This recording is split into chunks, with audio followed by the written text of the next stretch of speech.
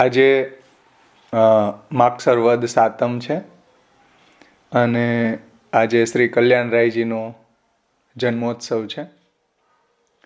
શ્રી મહાપ્રભુજીના શ્રી ગુસાઈજીના ગોવિંદરાયજી અને શ્રી ગોવિંદરાયજીના લાલન શ્રી કલ્યાણરાયજી, જે શ્રી હરિરાયજીના પિતાશ્રી છે, એનો આજે જન્મદિવસ છે.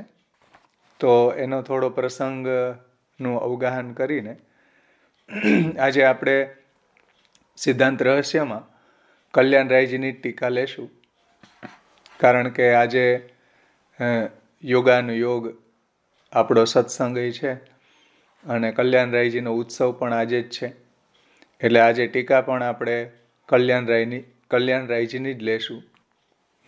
અને આપણી પરંપરા પણ ઉત્સવ મનાવવાની એવી જ રહી છે કે શ્રી આચાર્યજીના ગ્રંથોથી જેનો ઉત્સવ હોય એના ગ્રંથોનું અવગાહન તે દિવસે કરવું જોઈએ. તો આજે આપણે કલ્યાણરાયજીની ટીકાનું અવગાહન કરશું. કલ્યાણરાયજીનો જન્મ સંવંત 1618, એમાં પણ થોડો મતભેદ છે, અલગ અલગ છે. શ્રી ગોવિંદરાયજીને 4 બાલક હતા: શ્રી કલ્યાણરાયજી, શ્રી ગોકુલોત્સવજી, શ્રી કૃષ્ણરાયજી અને ચોથા હતા લક્ષ્મી નરસિંહજી.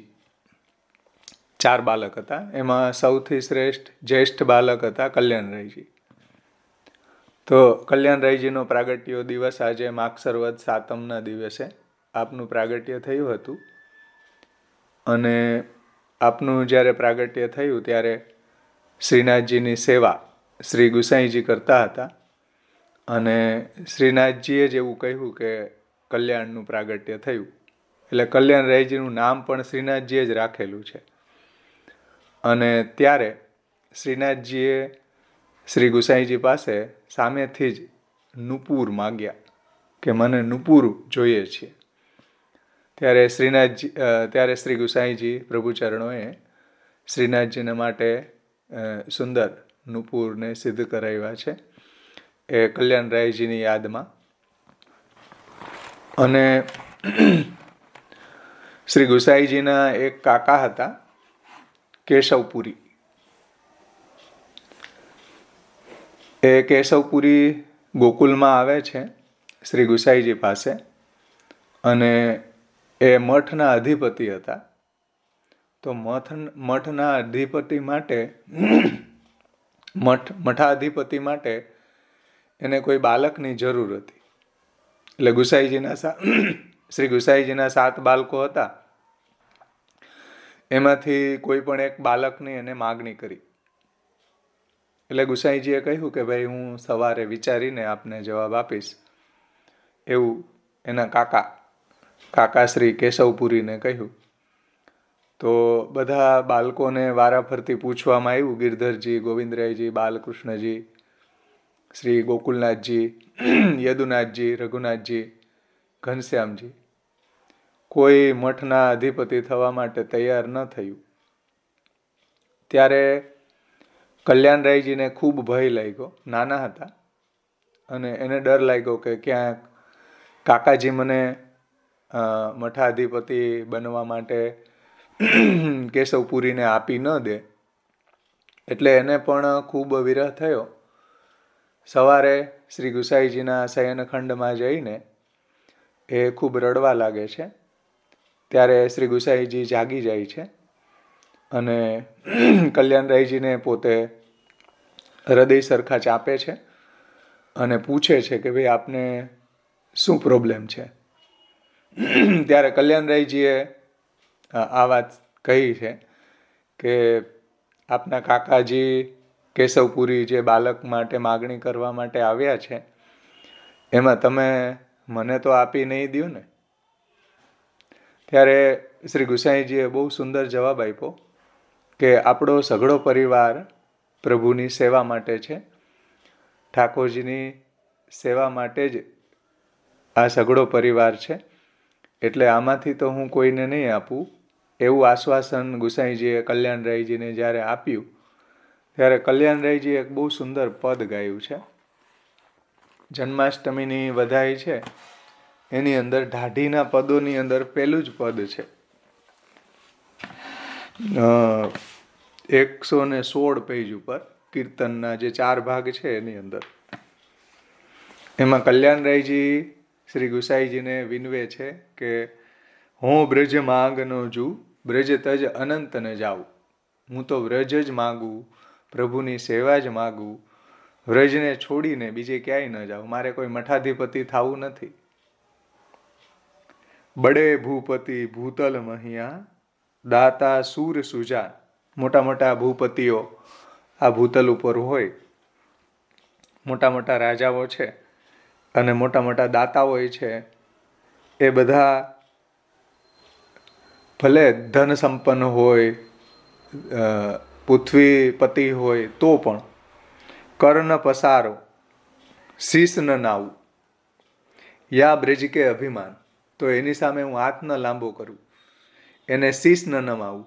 આવી અનન્ય નિષ્ઠા કલ્યાણરાયજીની શ્રી ગુસાઈજીમાં અને ઠાકોરજીમાં હતી કે આવા મોટા મોટા ભૂપતિઓ છે, ભૂતલ ઉપર ભલે હોય, મોટા મોટા દાતા હોય, મોટા મોટા ધન સંપન્ન હોય, તો પણ કર્ણ પસારો શીશ ન નાવું યા બ્રજ કે અભિમાન. આ બ્રજનું મને જે ગૌરવ છે, ઠાકોરજીનો હું આશ્રિત છું, પ્રભુનો અનન્ય આશ્રિત હોવાને કારણે કોઈની સામે હું શીશ ન નાવાઉં, કર્ણ પસારો. મારે કોઈ એવા મઠના અધિપતિ થવું નથી. સુરપતિ નરપતિ નાગલોકપતિ મેરે રંક સમાન. સુરપતિ એટલે ઇન્દ્ર, નરપતિ એટલે ચક્રવર્તી રાજા પૃથ્વીના, નાગલોકપતિ એટલે જે નાગલોકના પતિ છે, પાતાળ લોકના રાજા. મેરે રંક સમાન. મારા માટે તો આ બધા રંક સમાન છે, ગરીબ છે.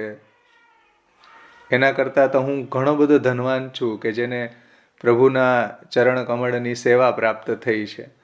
એટલે મારા માટે તો આવા સુરપતિ નરપતિ નાગલોકપતિ મેરે રંક સમાન. મારા માટે તો બધા રંક સમાન છે. ભાંતિ ભાંતિ મેરી આશા પૂજી ये બ્રજ જન જીજમાન. આ ભાંતિ અમારા બધા જે અલૌકિક મનોરથ છે પ્રભુની સેવાના, ભગવદ સ્વરૂપાનંદ ભજનાનંદના, એ બધા તો પ્રભુએ પૂર્ણ કર્યા છે. તો હું શા માટે મઠનો અધિપતિ થાઉં? મેં વ્રત કરી કરી દેવ મનાએ અપની ઘરની સંયુત દિયો વિધાતા સબ સુખદાતા ગોકુલપતિ કે પૂત. એટલે જે આનંદ ભગવદ ભજનમાં છે, ભગવત સેવામાં છે, ભગવત ગુણગાનમાં છે, એ તો પ્રભુએ મને પ્રાપ્ત કરાવ્યો જ છે. ગોકુલપતિએ મને પ્રાપ્ત કરાવ્યો છે, તો શા માટે હું મઠપતિ બનું? હું અપનો મન ભાયો લેહો કિત બૌરાવત બાત. ગુસાઈજીને કલ્યાણરાયજી કહે છે કે હું અપનો મન ભાયો લેહો, એટલે કે હું મારે મનને ઈચ્છા અનુરૂપ આપની પાસે માગું છું. મારો મનોરથ તો એ છે કે આપના ચરણમાં રહું, બ્રજની અંદર રહું, પ્રભુની સેવા કરું. મારે કોઈ મઠના અધિપતિ નથી થવું. આ રીતના કલ્યાણરાયજી ગુસાઈજી પાસે આ કીર્તન દ્વારા માગે છે. બીજું કીર્તન પણ છે ને, ચરણાર પત્રની છૈયા. હા, હો ચરણાત પત્ર કી છૈયા. ગોસાઈજીની નવનખ ચંદ્ર એમાં આવે ને, શ્રી ગુસાઈજીના ચરણ કમળની છત્ર છાયા નીચે હું રહું. ઓરન કો ધન ઘનજ્યો બરખે મો દેખત હસ જાત. બીજાઓનું ધન છે વરસાદની જેમ ભલે વરસે, બીજાઓ કદાચ ધનનો વરસાદ વરસાવતા હોય ને, તોય મારે એ ન જોઈએ. મને કૃષ્ણ જોઈએ, લક્ષ્મી ન જોઈએ, લક્ષ્મીનો નાથ જોઈએ. ઓરન કો ધન ઘનજ્યો બરખે મો દેખત હસ જાત. મારા માટે તો આ બધું તુચ્છ છે. બીજાઓ મઠાધિપતિ હોય ત્યાં ઘણી બધી પ્રોપર્ટી હોય, તો એ પ્રોપર્ટી મારે નથી જોતી. ઓરન કો ધન જ્યો, ઓરન કો ધન ઘન જ્યો બરખત મો દેખત હસ જાત. મારા માટે તો આ બધું તુચ્છ છે. અષ્ટ સિદ્ધિ નવનિધિ મેરે મંદિર તું પ્રતાપ બ્રજ ઈશ, હે બ્રજ ઈશ, આપના પ્રતાપથી તો અષ્ટસિદ્ધિ નવનિધિ જે શાસ્ત્રની અંદર સર્વોત્કૃષ્ટ સિદ્ધિઓ બતાવી છે એ પણ ભગવાનના ચરણની સેવામાં હાજર છે, તો આ મઠપતિ થઈને શું પ્રાપ્ત કરી લેવાનું? અષ્ટસિદ્ધિ નવનિધિ મેરે મંદિર, તું પ્રતાપ બ્રજ ઈશ, હે બ્રજ ઈશ, આપના પ્રતાપથી તો અષ્ટસિદ્ધિ નવનિધિ બધા જ આપના ચરણ કમળમાં એ લોટે છે, આપના ચરણની સેવા કરે છે. તો એવા બ્રજના ઈશને છોડીને કોઈ મઠાધિપતિ થાય? કહત કલ્યાણ મુકુંદ તાત કર કમલ ધરો મમ શીશ. કહત કલ્યાણ, કલ્યાણરાયજી કહે છે મુકુંદ તાત. આ મુકુંદ છે એ ગોવિંદરાયજીનું બીજું નામ છે. મુકુંદના તાત એટલે ગુસાઈજી, એટલે ગોવિંદરાયજીના પિતા શ્રી ગુસાઈજી. કહત કલ્યાણ મુકુંદ તાત કર કમલ ધરો મમ શીશ. આપનો જે વરદ હસ્ત છે એ મારા શીશ ઉપર ધરી દો, કે હું આવા મઠનો અધિપતિ ન થાવ, કે આવા મઠાધિપતિમાં આપ મને ન આપો, એ તમે વરદ હસ્ત મારા મસ્તક ઉપર ધરીને એ તમે પ્રણ એવું લ્યો. કે કહત કલ્યાણ મુકુંદ તાત કર કમલ ધરો મમ શીશ. આપનું જે વરદ હસ્ત છે એ મારા મસ્તક ઉપર આપ પધરાવો, એ જ મારે જોઈએ છે, બીજું કાંઈ ન જોઈએ. આટલું સુંદર પદ કલ્યાણરાયજીનું છે. અને કલ્યાણરાયજીની એક વધાઈ પણ ગોવિંદ સ્વામીએ ગાઈ છે.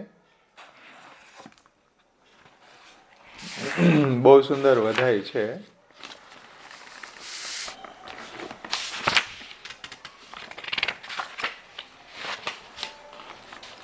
કલીમે પ્રગટે કલ્યાણ,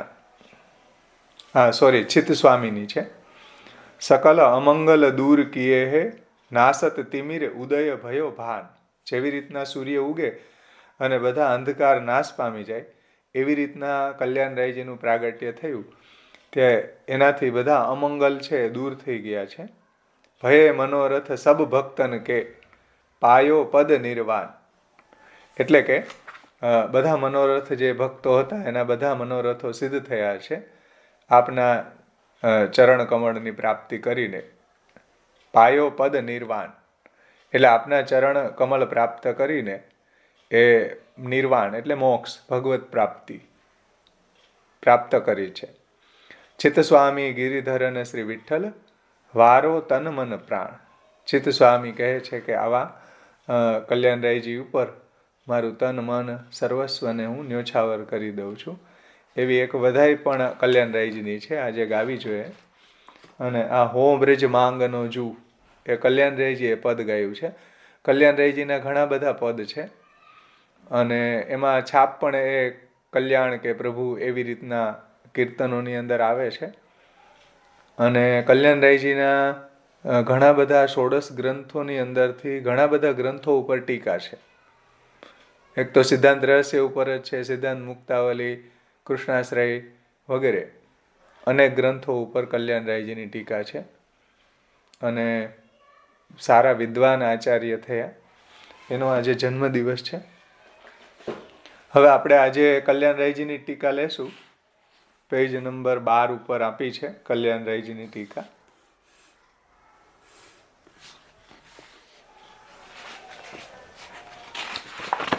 એમાં આપણો જે શ્લોક ચાલે છે એ જે કલ્યાણરાયજીની ટીકામાંથી લઈ લે, કારણ કે ગયા વખતે આપણે એ શ્લોક પુષ્ટિ વિધાનમમાંથી વ્રજભાષામાંથી લીધો હતો, તો આપણું થોડું રિવિઝન પણ થઈ જાય. એમાં કલ્યાણરાયજી ઉત્થાનિકામાં આજ્ઞા કરે છે. સર્વપ્રથમ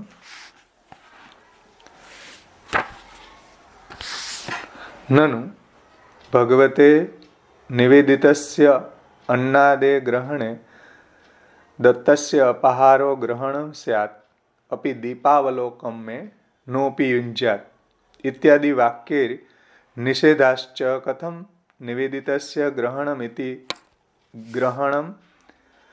ગ્રહણમ ઇત્યત આહુ દત્તાપહાર વચનમ તથા ચ સકલમ હરેઃ ન ગ્રાહ્યમિતિ વાક્યમ હિ ભિન્ન માર્ગ પરમ મતમ. એમાં ઉત્થાનિકામાં કલ્યાણરાયજી કહે છે કે જે ભગવાનને માટે નિવેદન કરવામાં આવે છે, જે અન્ન વગેરે, ભગવતે નિવેદિતસ્ય અન્નાદેર ગ્રહણે દત્તસ્ય અપહારો ગ્રહણમ સ્યા.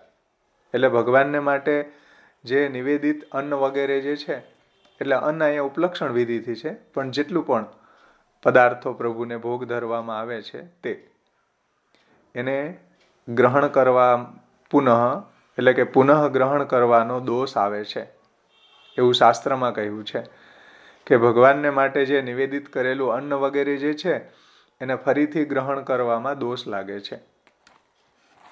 આ વાત અપી દીપાવલોકમ મેં નોપી યુંજ્યાત એકાદશ સ્કંદની અંદર કહ્યું છે કે દેવને આપેલો સમર્પણ કરેલો દીવાનો પ્રકાશ પણ ગ્રહણ ન કરવો ઇત્યાદિ વાક્ય નિષેધાશ્ચ. આ બધા વાક્યો, આ વાક્યથી ભગવાનને નિવેદિત કરેલા અન્ન વગેરે પદાર્થો છે એનું ફરીથી ગ્રહણ ન કરવું જોઈએ. ઇતિઆહુ. આ રીતના કોઈ શંકા ઉઠાવે તો એના જવાબમાં આગળ શ્લોક આવે છે. દત્તાપહાર વચનમ, એટલે કે દત્તાપહાર વચનમ, પ્રભુને આપેલું, પ્રભુને આપી દીધેલું પાછું ન લેવું, આવું જે વચન છે. અને તથા ચ સકલમ હરે, અને હરિ સંબંધી સર્વ કાંઈ ગ્રહણ કરવા યોગ્ય નથી, આવું જે વચન છે. એટલે પ્રભુને જે સમર્પણ કરેલું, પ્રભુને જે આપેલું છે પાછું ન લેવું, અને હરિ સંબંધી સર્વ કાંઈ ગ્રહણ કરવા યોગ્ય નથી, આવું જે વાક્ય છે. ન ગ્રાહ્યમ તથા ચ સકલમ હરે ન ગ્રાહ્યમ, એટલે હરિ સંબંધી સર્વ કાંઈ ગ્રહણ કરવા યોગ્ય નથી, આવું જે વાક્ય છે ભિન્ન માર્ગ પરમ મતમ. એ ભિન્ન માર્ગ પરક છે, ભક્તિ માર્ગ પરક નથી. જે મહાપ્રભુજી દ્વારા પ્રવર્તિત ભક્તિ માર્ગ છે, જે ભગવાને શ્રાવણ શ્યામલે પક્ષે એકાદશ્યામ મહાનિશી આપશ્રીએ પ્રગટ થઈને, પ્રભુએ સાક્ષાત પ્રગટ થઈને જે ભક્તિ માર્ગનું પ્રવર્તન કર્યું છે, એ માર્ગમાં આવા વાક્યો લાગુ પડતા નથી કે ભગવાનને આપેલું પાછું ગ્રહણ ન કરવું, અથવા તો હરિ સંબંધી સર્વ કાંઈ પાછું ગ્રહણ ન કરવું. આવા જે વાક્યો છે ભગવદ ઉપદિષ્ટ જે ભક્તિ માર્ગ છે એમાં એ લાગુ નથી પડતા. એ ભિન્ન માર્ગ પરક છે, પૂજા માર્ગ પરક છે. એ વાતને હવે ટીકાકાર સમજાવે છે કલ્યાણરાયજી. દત્તાપહાર વચનમ તથા ચ સકલમ તથા ચ હરેઃ સંબંધી સકલમ નિવેદિતમ ન ગ્રાહ્યમિતિ વાક્યમ હિ ભક્તિ માર્ગ ભિન્ન પૂજા માર્ગ મર્યાદા માર્ગ પરમ. મર્યાદા માર્ગ પરમ એટલે કે દત્તાપાર વચનમ, હરિ સંબંધી સમસ્ત પદાર્થોનું જે ગ્રહણ ન કરવાનું જે વાક્ય છે કે ગ્રહણ ન કરવું જોઈએ, આ બધા વાક્યો છે નિશ્ચય રૂપથી ભિન્ન માર્ગ પરક છે, પૂજા માર્ગ પરક છે. જે મર્યાદા માર્ગ અંતર્ગત જે પૂજા માર્ગ છે એમાં આવો નિષેધ કરેલો છે કે દેવને આપેલું કે દેવને સમર્પણ કરેલું ફરીથી ગ્રહણ ન કરવું, એ પૂજા માર્ગ પરક છે. અત્ર અયમ આશય, આનો આશય એવો છે કે નિવેદનસ્ય નવવિધ ભક્તા ઉક્તત્વેન ભક્તિ રૂપત્વાદ દારાન સુતાન ઇતિ. આ દારાન સુતાન જે શબ્દ છે ઇન્વર્ટેડ કોમા, એ એકાદશ સ્કંધનો 3જા અધ્યાયનો 28મો શ્લોક છે. દારાન સુતાન ગૃહાન પ્રાણાન યત પરસ્મૈ નિવેદનમ, એવો શ્લોક છે. 11:3:28. દારાન સુતાન ગૃહાન પ્રાણાન યત પરસ્મૈ નિવેદનમ, એટલે સ્ત્રી, પુત્ર, ઘર, પ્રાણ અને જે કંઈ બી પોતાને પ્રિય હોય આ બધું જ ભગવાનના ચરણ કમળમાં નિવેદન કરવું જોઈએ. આ એકાદશ સ્કંદનું જ વાક્ય છે. તો દારાન સુતાન ઇતિ સાર્ધ શ્લોકેન ભક્ત્યર્થત્વાચ્ચ પૂજા માર્ગે નિવેદનાભાવાત તત્ર ભગવતે નિવેદનમ દાનમેવ. એટલે આ જે 1.5 શ્લોક છે એમાં એ કહ્યું છે કે નિવેદન છે નવધા ભક્તિમાં કહેલું હોવાથી, નવધા ભક્તિમાં કહેલું હોવાથી, નવધા ભક્તિ અંતર્ગત હોવાથી ભક્તિરૂપ બની જાય છે. એટલે દારાન સુતાન ગૃહાન પ્રાણાન યત પરસ્મય નિવેદનમ, આપણું પત્ની પુત્ર ઘર પરિવાર એ બધું ભગવાનને સમર્પણ કરવું. નિવેદનસ્ય નવવિધ ભક્તા ઉક્તત્વેન ભક્તિરૂપત્વાત, એટલે કે નવધા ભક્તિમાં કહેલું આ નિવેદન જે છે એ ભક્તિરૂપ જ છે. અને આ વાત એકાદશ સ્કંદના 11.3.28 કહેલું છે. આ 1.5 શ્લોકથી કહેલું છે. ઇતિ સાર્ધ શ્લોકેન ભક્ત્યર્થત્વાચ્ય પૂજા માર્ગે નિવેદન અભાવાત તત્ર ભગવતે નિવેદનમ દાનમેવ. એટલે પૂજા માર્ગ જે છે એની અંદર આ નિવેદનનો અભાવ છે. અને નિવેદનનો અભાવ હોવાથી ત્યાં જે નિવેદન કરવામાં આવે છે દેવને, એ દાન થઈ જાય છે. નિવેદને સ્વસ્વત્વ નિવૃત્તેર અભાવાન નિવેદિતસ્ય ભગવદ ઉપભુક્તસ્ય ઉચ્છિષ્ટસ્ય પ્રસાદત્વેન ગ્રહણે બાધક અભાવાત વિહિતાશ્ચ. એટલે આપણા ભક્તિ માર્ગની અંદર જે છે પ્રભુને જે સમર્પણ કરવામાં આવે છે એમાં આપણે એ નિવેદનમાં સ્વયંના સ્વત્વની નિવૃત્તિનો અભાવ છે. એટલે આપણે સ્વત્વનો ત્યાગ કરતા નથી. પ્રભુને જ્યારે જે કંઈ પદાર્થ કે કંઈ પણ શ્રૃંગાર વગેરે પ્રભુને સમર્પણ કરવામાં આવે છે કે પ્રભુના માટે લાવવામાં આવે છે, એમાંથી સ્વસ્વત્વ નિવૃત્તેર અભાવાત, એમાંથી આપણે સ્વસત્તાની નિવૃત્તિનો અભાવ છે. એટલે એમાં આપણે સ્વસત્તાની નિવૃત્તિ કરતા નથી. આપણી સત્તા એમાં રહે જ છે, સમર્પણ કરેલું હોવા છતાં પણ. જે ગયા વખતે આપણે આ જે પુસ્તક હતું સેવા સમર્પણ, એમાંથી સમજાતા એટલા માટે જ કે પ્રભુ બ્રહ્મ સંબંધ લેતી વખતે આપણે સ્વસત્તાનો અને સ્વામિત્વનો ત્યાગ કરતા નથી. તો આપણું સ્વસત્તા અને સ્વામિત્વ ઉપર પ્રભુની સત્તા અને પ્રભુનું સ્વામિત્વ સ્થાપન કરવામાં આવે છે બ્રહ્મ સંબંધમાં. સ્વસત્તાની જો નિવૃત્તિ થતી હોય તો દાન થઈ જાય. એટલે આપણે પ્રભુને જે નિવેદન કરીએ છીએ, પ્રભુને જે સમર્પણ કરીએ છીએ, એમાં આપણે આપણી સ્વસત્તાનો ત્યાગ કરતા નથી. એટલે એ દાન નથી થતું, એ સમર્પણ થાય છે. એવું કલ્યાણરાયજી કહે છે કે નિવેદનમાં સ્વસ્વત્વ નિવૃત્તેર અભાવાન નિવેદિતસ્ય ભગવદ ઉપભુક્તસ્ય ઉચ્છિષ્ટસ્ય પ્રસાદત્વેન ગ્રહણે બાધક અભાવ વિહિતાશ્ચ. એટલે કે આપણે સ્વસત્તાનો ત્યાગ નથી કરતા, એટલે બધું ભગવાનને સમર્પણ થાય છે. અને ભગવાનનું જે ઉચ્છિષ્ટ છે એનો પ્રસાદ ગ્રહણ કરવો જોઈએ, એમાં કોઈ બાધક નથી. ભગવાનનું ઉચ્છિષ્ટ જ લેવું જોઈએ, એમાં કોઈ જાતનો દોષ નથી, બધું નિર્દુષ્ટ છે. સમજમાં આવ્યું ને? વિહિતાશ્ચ એ વિહિત છે. દાનસ્ય, હવે દાનની વાત કરે છે કે ભાઈ પૂજા માર્ગની અંદર શા માટે અપી દીપાવલોકમ મેનોપી યુંજ્યાત, દીવાનો પ્રકાશ પણ ન લેવો કે કોઈ પણ પદાર્થ જે દેવને આપેલું છે એ પાછું પૂજા માર્ગમાં ન લેવાની વાત કેમ છે? એટલા માટે કે દાનસ્ય સ્વસ્વત્વ નિવૃત્તિ પરસ્વત્વા ઉપાદાન રૂપત્વાત પૂજા માર્ગે નિવેદિત ગ્રહણે દત્તાપહાર એવ ભવતી. પૂજા માર્ગની અંદર તો સ્વસત્તાની નિવૃત્તિ પૂર્વક અને પરસત્તા એટલે દેવની સત્તાનું સ્થાપન કરવામાં આવે છે. એટલા માટે પૂજા માર્ગે નિવેદિત ગ્રહણે દત્તાપહાર એવ, એટલે પૂજા માર્ગમાં જે નિવેદન કર્યું છે એનું ફરીથી ગ્રહણ કરવામાં દત્તાપહારનો દોષ લાગે છે. જેની અંદર સ્વયંની સત્તાની નિવૃત્તિ અને બીજાની સત્તાનું સ્થાપન હોવાથી પૂજા માર્ગની અંદર નિવેદનનું ગ્રહણ કરવામાં દત્તાપહારનો દોષ લાગે છે. એવો દોષ ભક્તિ માર્ગમાં લાગતો નથી. ભાઈ સ્વસત્વ અને સ્વામી ભાવ એ બેવમાં શું થોડો માઇનોર ડિફરન્સ? હા. ઘણી વખત શું હોય કે સ્વામિત્વ હોય, સમજો,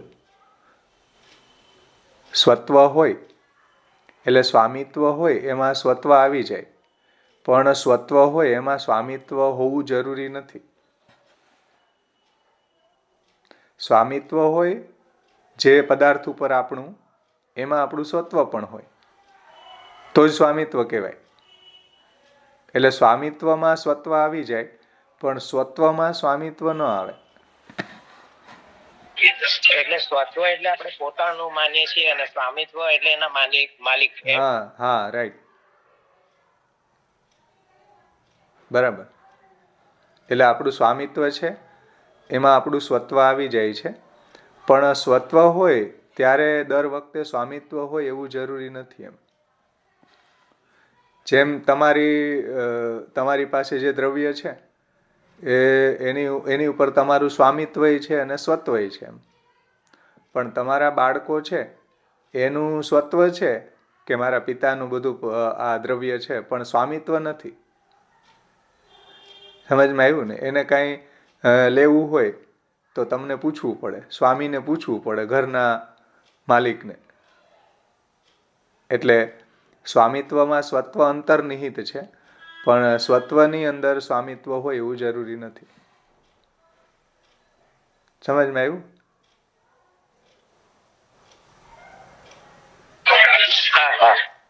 ઓકે. એ વાત આપણે ગયા વખતે જોઈ હતી. સ્વત્વ અને સ્વામિત્વ બંને આપણું પદાર્થો ઉપર રહે જ છે, પણ એની ઉપર પ્રભુનું સ્વત્વ અને સ્વામિત્વ બ્રહ્મ સંબંધથી સ્થાપન કરવામાં આવે છે કે પ્રભુનું પણ એમાં સ્વામિત્વ અને સ્વત્વ છે. આપણું સ્વામિત્વ ભૌતિક લેવલ ઉપરનું છે, ભગવાનનું એની ઉપરનું સ્વામિત્વ આધિદૈવિક લેવલનું છે. એટલે ગયા વખતે એક દ્રષ્ટાંત એ આપ્યું ને બાવાશ્રીએ કે ઠાકોરજીના ભાગ પણ પડે, કોઈના બટવારામાં કયું સ્વરૂપ પધરાવવું એ રીતના ભાગ પણ પડેલા છે. એમ એટલે સ્વામિત્વ છે અને સ્વત્વ પણ છે કે આ મારા ઠાકોરજી, તો સ્વત્વ છે અને ભૌતિક લેવલનું સ્વામિત્વ પણ છે.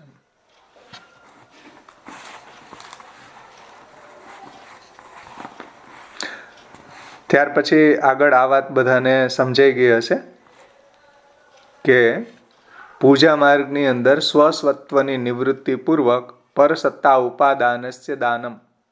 સ્વસત્તાની નિવૃત્તિ અને પરસત્તાનું સ્થાપન એનું નામ દાન. એવો દાનનો પ્રકાર આપણા માર્ગની અંદર નથી. આપણા માર્ગમાં પ્રભુને સમર્પણ કરવાનો પ્રકાર છે, એટલે આપણે ત્યાં આવું દાન નથી થતું. પરંતુ કોઈ પદાર્થને આપણે આપણી સત્તાને ઉઠાવી અને આપણા ઠાકોરજીની જો સત્તા સ્થાપન કરવામાં આવે તો દાન થઈ શકે છે. એટલે આપણે ત્યાં આવો દાનનો પ્રકાર અમુક ઉત્સવોમાં છે, વર્ષની અંદર 4 વાર એમ. પણ એ દાનનું જે પદાર્થ છે એને આપણે ઘરમાં નથી રાખતા, ગૌશાળાની અંદર આપણે એને મોકલી દઈએ છીએ. એટલે દાનનું કંઈ પણ વસ્તુ છે ઘરમાં ન રાખવી જોઈએ. આગળ કહે છે કલ્યાણરાયજી. આમાં કોઈને કંઈ પ્રશ્ન છે? હા, કે સમજમાં આવી ગયું ને? દત્તાપહાર વચન. એક મિનિટ ભાઈ, આપણે દાન કીધું તો તમે આપણે 4 દિવસ જે આપણે ઠાકોરજીને ભેટ કરીએ તેને દાન કહી શકાય? હા, રાઈટ. ઓકે. જે આપણે ઠાકોરજીને પવિત્ર એકાદશી છે, જન્માષ્ટમી છે, દિવાળી છે, એ રીતના આપણે ત્યારે દાન આપીએ ત્યારે આપણે આપણી સત્તા ઉઠાવીને આપીએ છીએ, એટલે એ દાન થયું કહેવાય.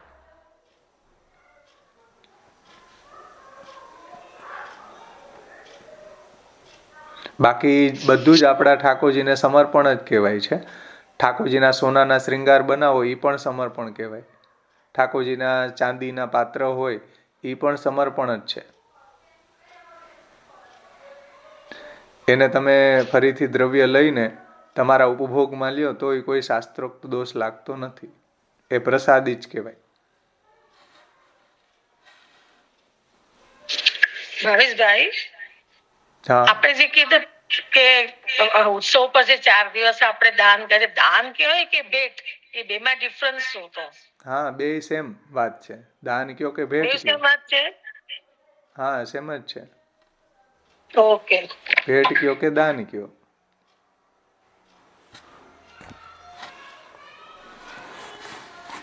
બીજા કોઈને કઈ પ્રશ્ન છે?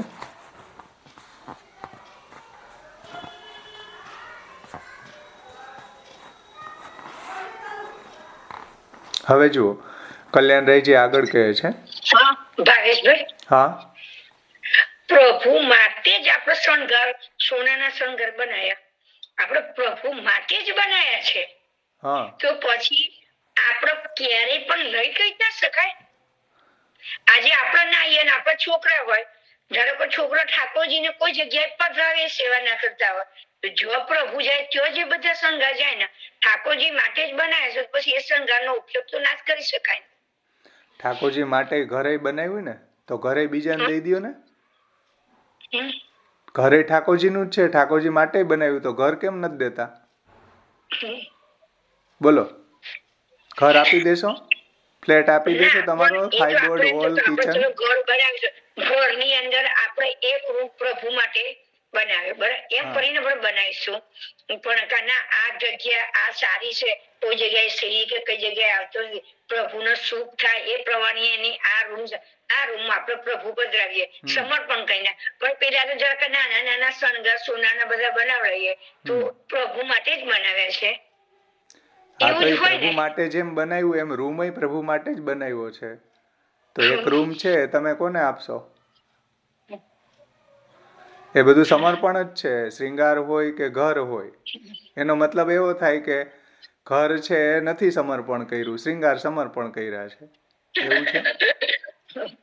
આવા કોઈ પ્રકાર ન હોય. આટલુંમાં સમજી જાય ટીકાકારો, એટલું સમજાવી દે કે ભાઈ સ્વસત્તાનું એમાંથી આપણે ઉઠાવતા નથી, એટલે એ બધું સમર્પણ છે. ઠાકોરજીના શ્રૃંગાર વગેરે જે છે, અમે જેવું જાણીએ કે અમે જેવું જાણીએ અત્યાર સુધી કે જો પ્રભુના ભોગના બધા ચોલીના પાત્રો હોય કે બધા પ્રભુના શ્રીઅંગના જેટલા શણગાર છે, એટલે અમે જોઈએ કે આ બધું પ્રભુનું છે. જો આપણા ઘરના છોકરા સેવા નથી કરતા, તો પછી જો કોઈ વૈષ્ણવ સેવા કરતું હોય તો અમે એ વસ્ત્ર શણગાર કે સાથે પ્રભુના એના ઘરે પધરાવીએ. હા, તો એમાં શું વાંધો? પધરાવી શકાય. હા, એટલે એવું જ કરી કે પધરાવી તો શકાય, પણ શ્યામુ બાવાના પ્રવચનમાં બી આવું સાંભળ્યું કે દીકરી કુંવારી હોય જયારે આપણે ઘરે એના માટે સ્કૂટી લાવીએ, કાંઈ લાવીએ તો કન્યાદાન માં થોડું આપી દઈએ છીએ, તો આપણે જ રાખીએ છીએ ને.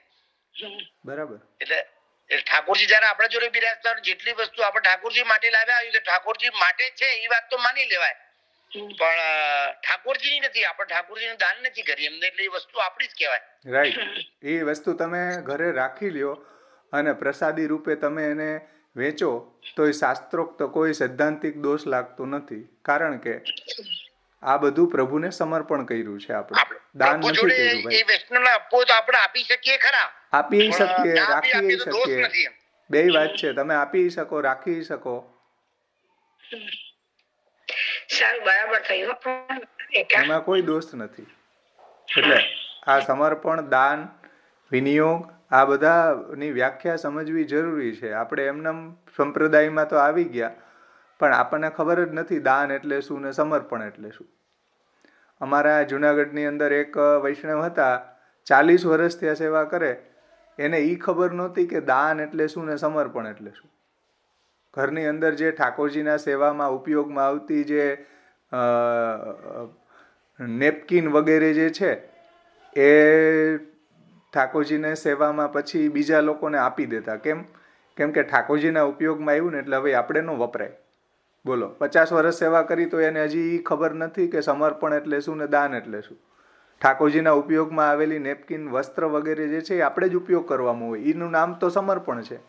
ત્વયો ઉપભુક્ત સ્રગ ગંધ વાસો અલંકાર ચર્ચિતા ઉચ્છિષ્ટ ભોજીનો દાસા તવ માયા જહેમય. આપનું જે વાપરેલું છે, આપનું જે પ્રસાદી છે એ જ લેવું જોઈએ. એ જ તો પુષ્ટિ માર્ગનો સિદ્ધાંત છે. પણ 50 વર્ષથી હજી એ ખબર ન પડે કે સમર્પણ એટલે શું ને દાન એટલે શું. એના ઠાકોરજીના ઉપયોગમાં આવતા ટાંકો છે સિન્ટેક્સનો, એ બીજાને આપી દીધો. કેમ? ઠાકોરજીના ઉપયોગમાં માટે લીધો હતો ને. તો એ પણ ખબર નથી કે આ ભગવાનનો પ્રસાદી કહેવાય. એટલે આવી બહુ મોટી પ્રોબ્લેમ છે આપણા સંપ્રદાયમાં. એનું એક જ કારણ છે, આપણે મહાપ્રભુજીના ગ્રંથ કોઈ દી ખોલતા નથી. મારી 60 વર્ષની ઉંમરથી સાહેબ હું આ જોડાયેલો સત્સંગમાં 2 મહિના 2 વર્ષથી, ત્યારે જ મને સમર્પણ દાન અને નિવેદનની ખબર પડી. બાકી કોઈને ખબર નથી. ઠાકોરજી 2 પેઢીથી મારા ઘરે બિરાજે છે. પણ નિવેદન સમર્પણ દાનનું આ જે મતલબ છે ને, આપણા જોડે જોડાયા શામુ બાવા, શરદ બાવા અને પુરુષોત્તમ બાવા, એમની ક્લિપો સાંભળી ત્યારે જ ખબર પડી નિવેદન દાન ને સમર્પણ. બરાબર, રાઈટ.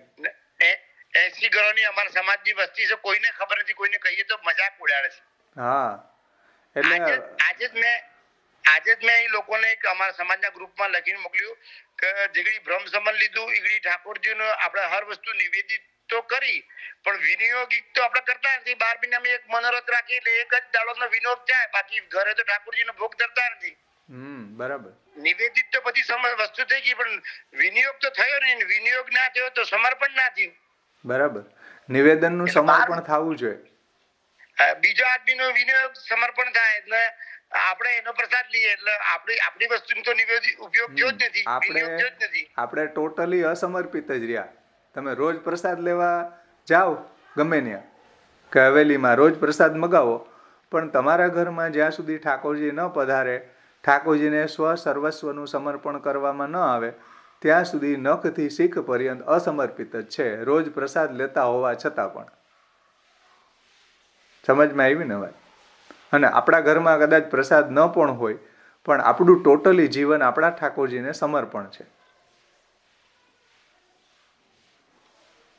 એટલે સમર્પણનું મહત્વ છે આપણે ત્યાં.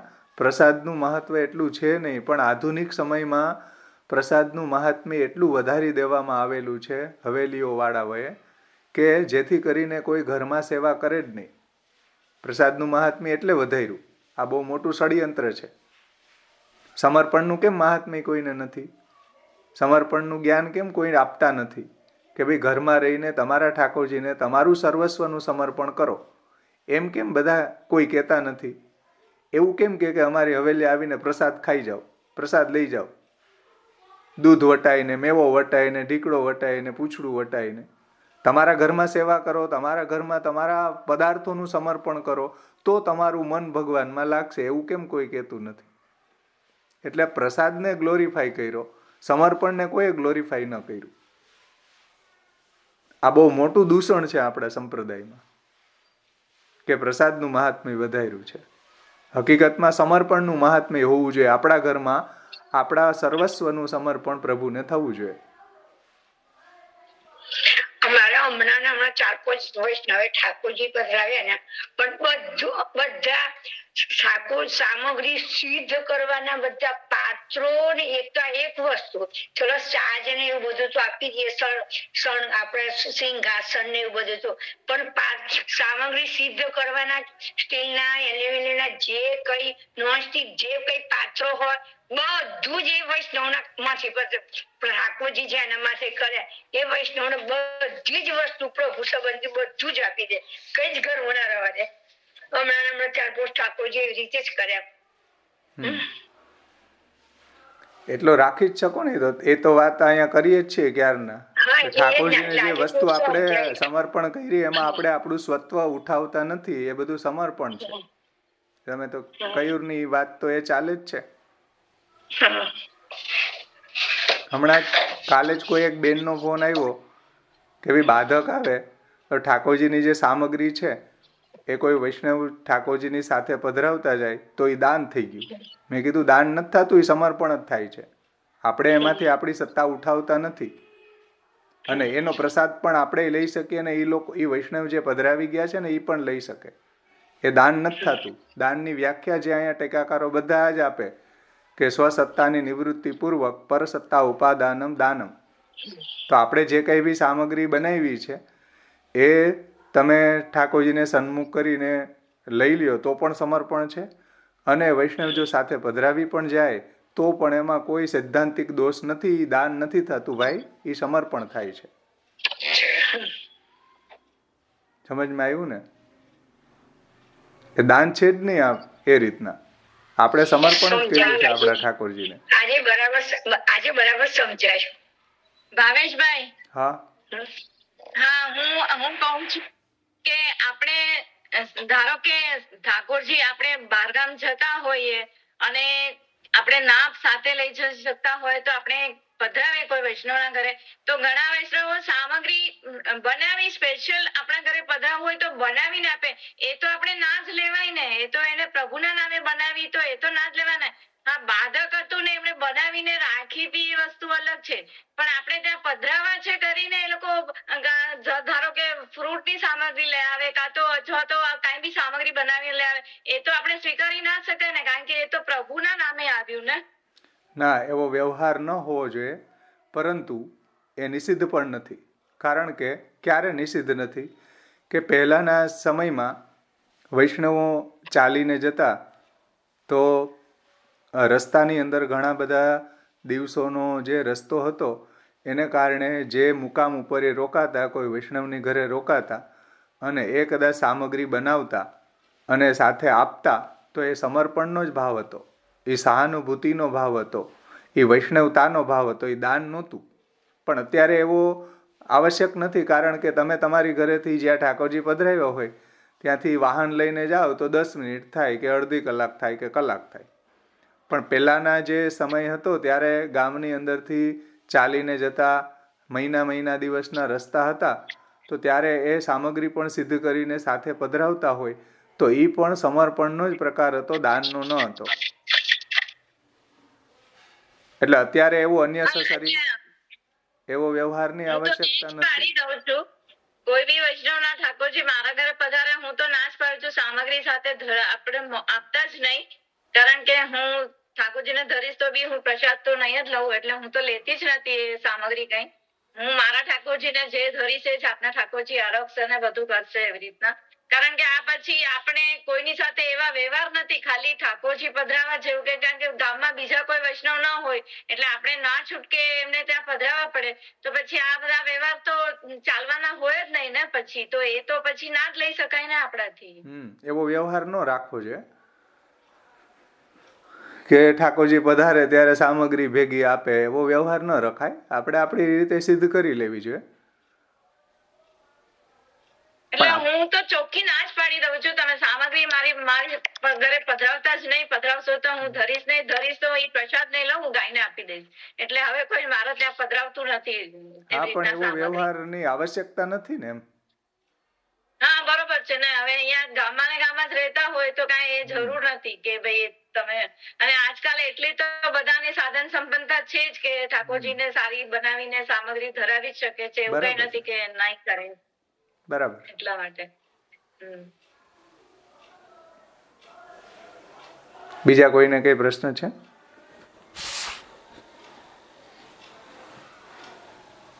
હા, વાત જતી રહી.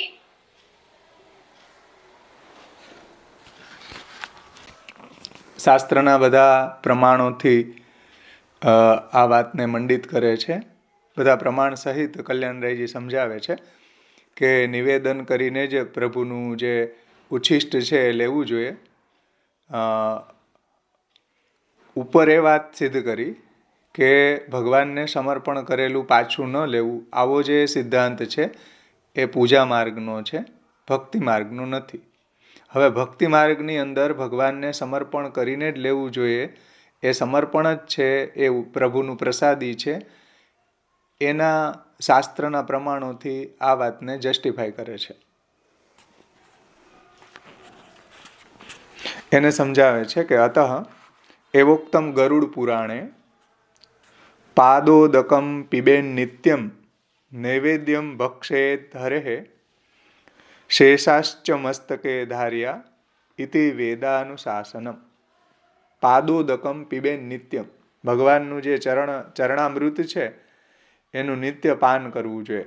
ગરુડ પુરાણમાં કહ્યું છે કે હરિનું જે ચરણામૃત છે, આપણા ઠાકોરજીને જે સ્નાન વગેરે કરાવતી વખતે જે પ્રભુના ચરણમાંથી નિસૃત જે જલ છે એ આપણે રાખી દેવું જોઈએ, જેથી કરી આપણે બીજે દિવસે આપણા ઠાકોરજીનું ચરણામૃત લઈ શકીએ.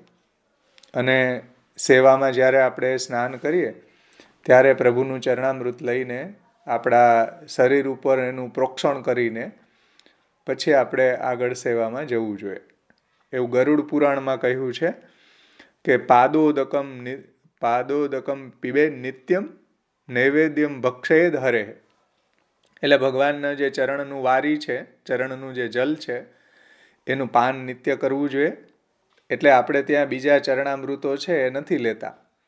જે વેચાતા મળી રહ્યા છે ચરણામૃતો એને ગ્રહણ ન કરવા જોઈએ. આપણા ઠાકોરજીનું જ ચરણામૃતને ગ્રહણ કરવું જોઈએ. વેચાતા ચરણામૃત છે એનું કોઈ ખાતરી નથી કે ક્યાંનું છે, એટલે આપણા ઠાકોરજીનું જ ચરણામૃત લેવું જોઈએ. પાદોદકમ પીબેન નિત્યમ નૈવેદ્યમ ભક્ષયેદ હરે. અને જે પ્રભુને નિવેદન કર્યું છે એનું ભોજન કરવું. જુઓ, પ્રભુને નિવેદિત કરેલું દત્તાપહાર વચનમ તથા ચ સકલમ હરે હોત તો ગરુડ પુરાણમાં આવું કેમ કહ્યું કે ભગવાનને જે નિવેદિત કર્યું હોય નૈવેદ્યમ ભક્ષયેદ હરે, હરિને જે નિવેદન કરવામાં આવે છે એનું ભક્ષણ કરવું, એનો ઉપભોગ કરવો. એવું ગરુડ પુરાણ કહે છે કે પ્રભુને નિવેદનનું ભોજન કરવું જોઈએ. અને શેષાશ્ચ મસ્તકે ધાર્યા, અને જે શેષ બચેલું હોય મસ્તક ઉપર ધારણ કરવું. પ્રભુએ જેનો ઉપભોગ કર્યો હોય એવા ફૂલ માલા વગેરે જે પદાર્થો છે એને આપણા મસ્તક ઉપર ધારણ કરવું. શેષાશ્ચ મસ્તકે ધાર્યા ઇતિ વેદાનુશાસનમ. આ રીતના વેદનું અનુશાસન છે. એટલે કહેલું છે એમ કે હરિનું ચરણામૃતને આપણે ધારણ કરવું, ચરણામૃતને ગ્રહણ કરવું, નિવેદનનું ભોજન કરવું, પ્રભુને જે ભોગ ધરેલું છે એનું ભોજન કરવું, અને જે શેષ બચેલું છે એને મસ્તક ઉપર ધારણ કરવું જોઈએ. આવું વેદનું અનુશાસન છે, એમાં કહેલું છે. એટલે વેદ પણ આમાં સંમત છે એમ. પછી બ્રહ્માંડ પુરાણનું વાક્ય આપે છે.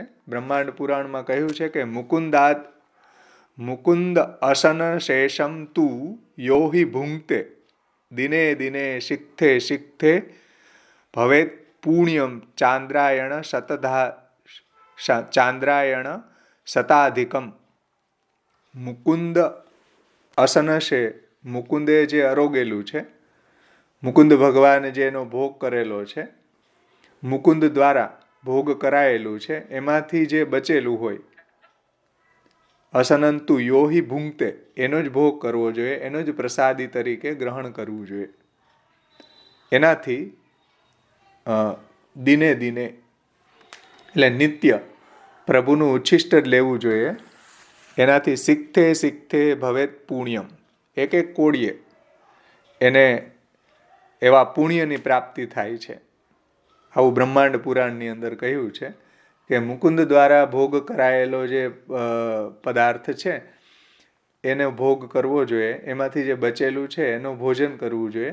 એનાથી ગ્રાસે શીખતે એટલે ગ્રાસે એને અધિક પુણ્યની પ્રાપ્તિ થાય છે. જેવી રીતના ચાંદ્રાયણ શતાધિકમ એટલે જે ચાંદ્રાયણ વ્રત શાસ્ત્રમાં બતાવ્યા છે, ચાંદ્રાયણ ને કૃચ્છાયન ને એ ઘણા બધા ક્લિષ્ટ વ્રતો છે. પણ આવા જે વ્રતો છે ચાંદ્રાયણ વ્રત વગેરેમાં બતાવેલા પુણ્યો એને ગ્રાસે પ્રાપ્ત થાય છે. આવું મહાત્મય ભગવાનના ઉચ્છિષ્ટ ભગવાનને જે સમર્પિત પદાર્થ છે એનું બ્રહ્માંડ પુરાણમાં બતાવ્યું છે કે ચાંદ્રાયણ વ્રતની અંદર ઘણું બધું પુણ્ય પ્રાપ્ત થાય છે. એવું તો એને ગ્રાસે પ્રાપ્ત થાય ભગવાનનું જો સમર્પિત લેતા હોય. પણ આપણે કોઈ પુણ્ય જોતું નથી, આ તો ભગવાનના ઉચ્છિષ્ટનું મહાત્મ્ય બતાવ્યું એમ. આપણે કાંઈ આવા પુણ્ય માટે ઉચ્છિષ્ટ લેવાની આવશ્યકતા નથી કે ચાલો આપણે હવે એક ગ્રાસે ચાંદ્રાયણ વ્રતમાં જે પુણ્ય બતાવ્યા એવું ગ્રાસે પુણ્ય પ્રાપ્ત થાય એટલે આપણે હવે પ્રભુનું સમર્પણ કરવું. આવું પ્રયોજન આપણું નથી.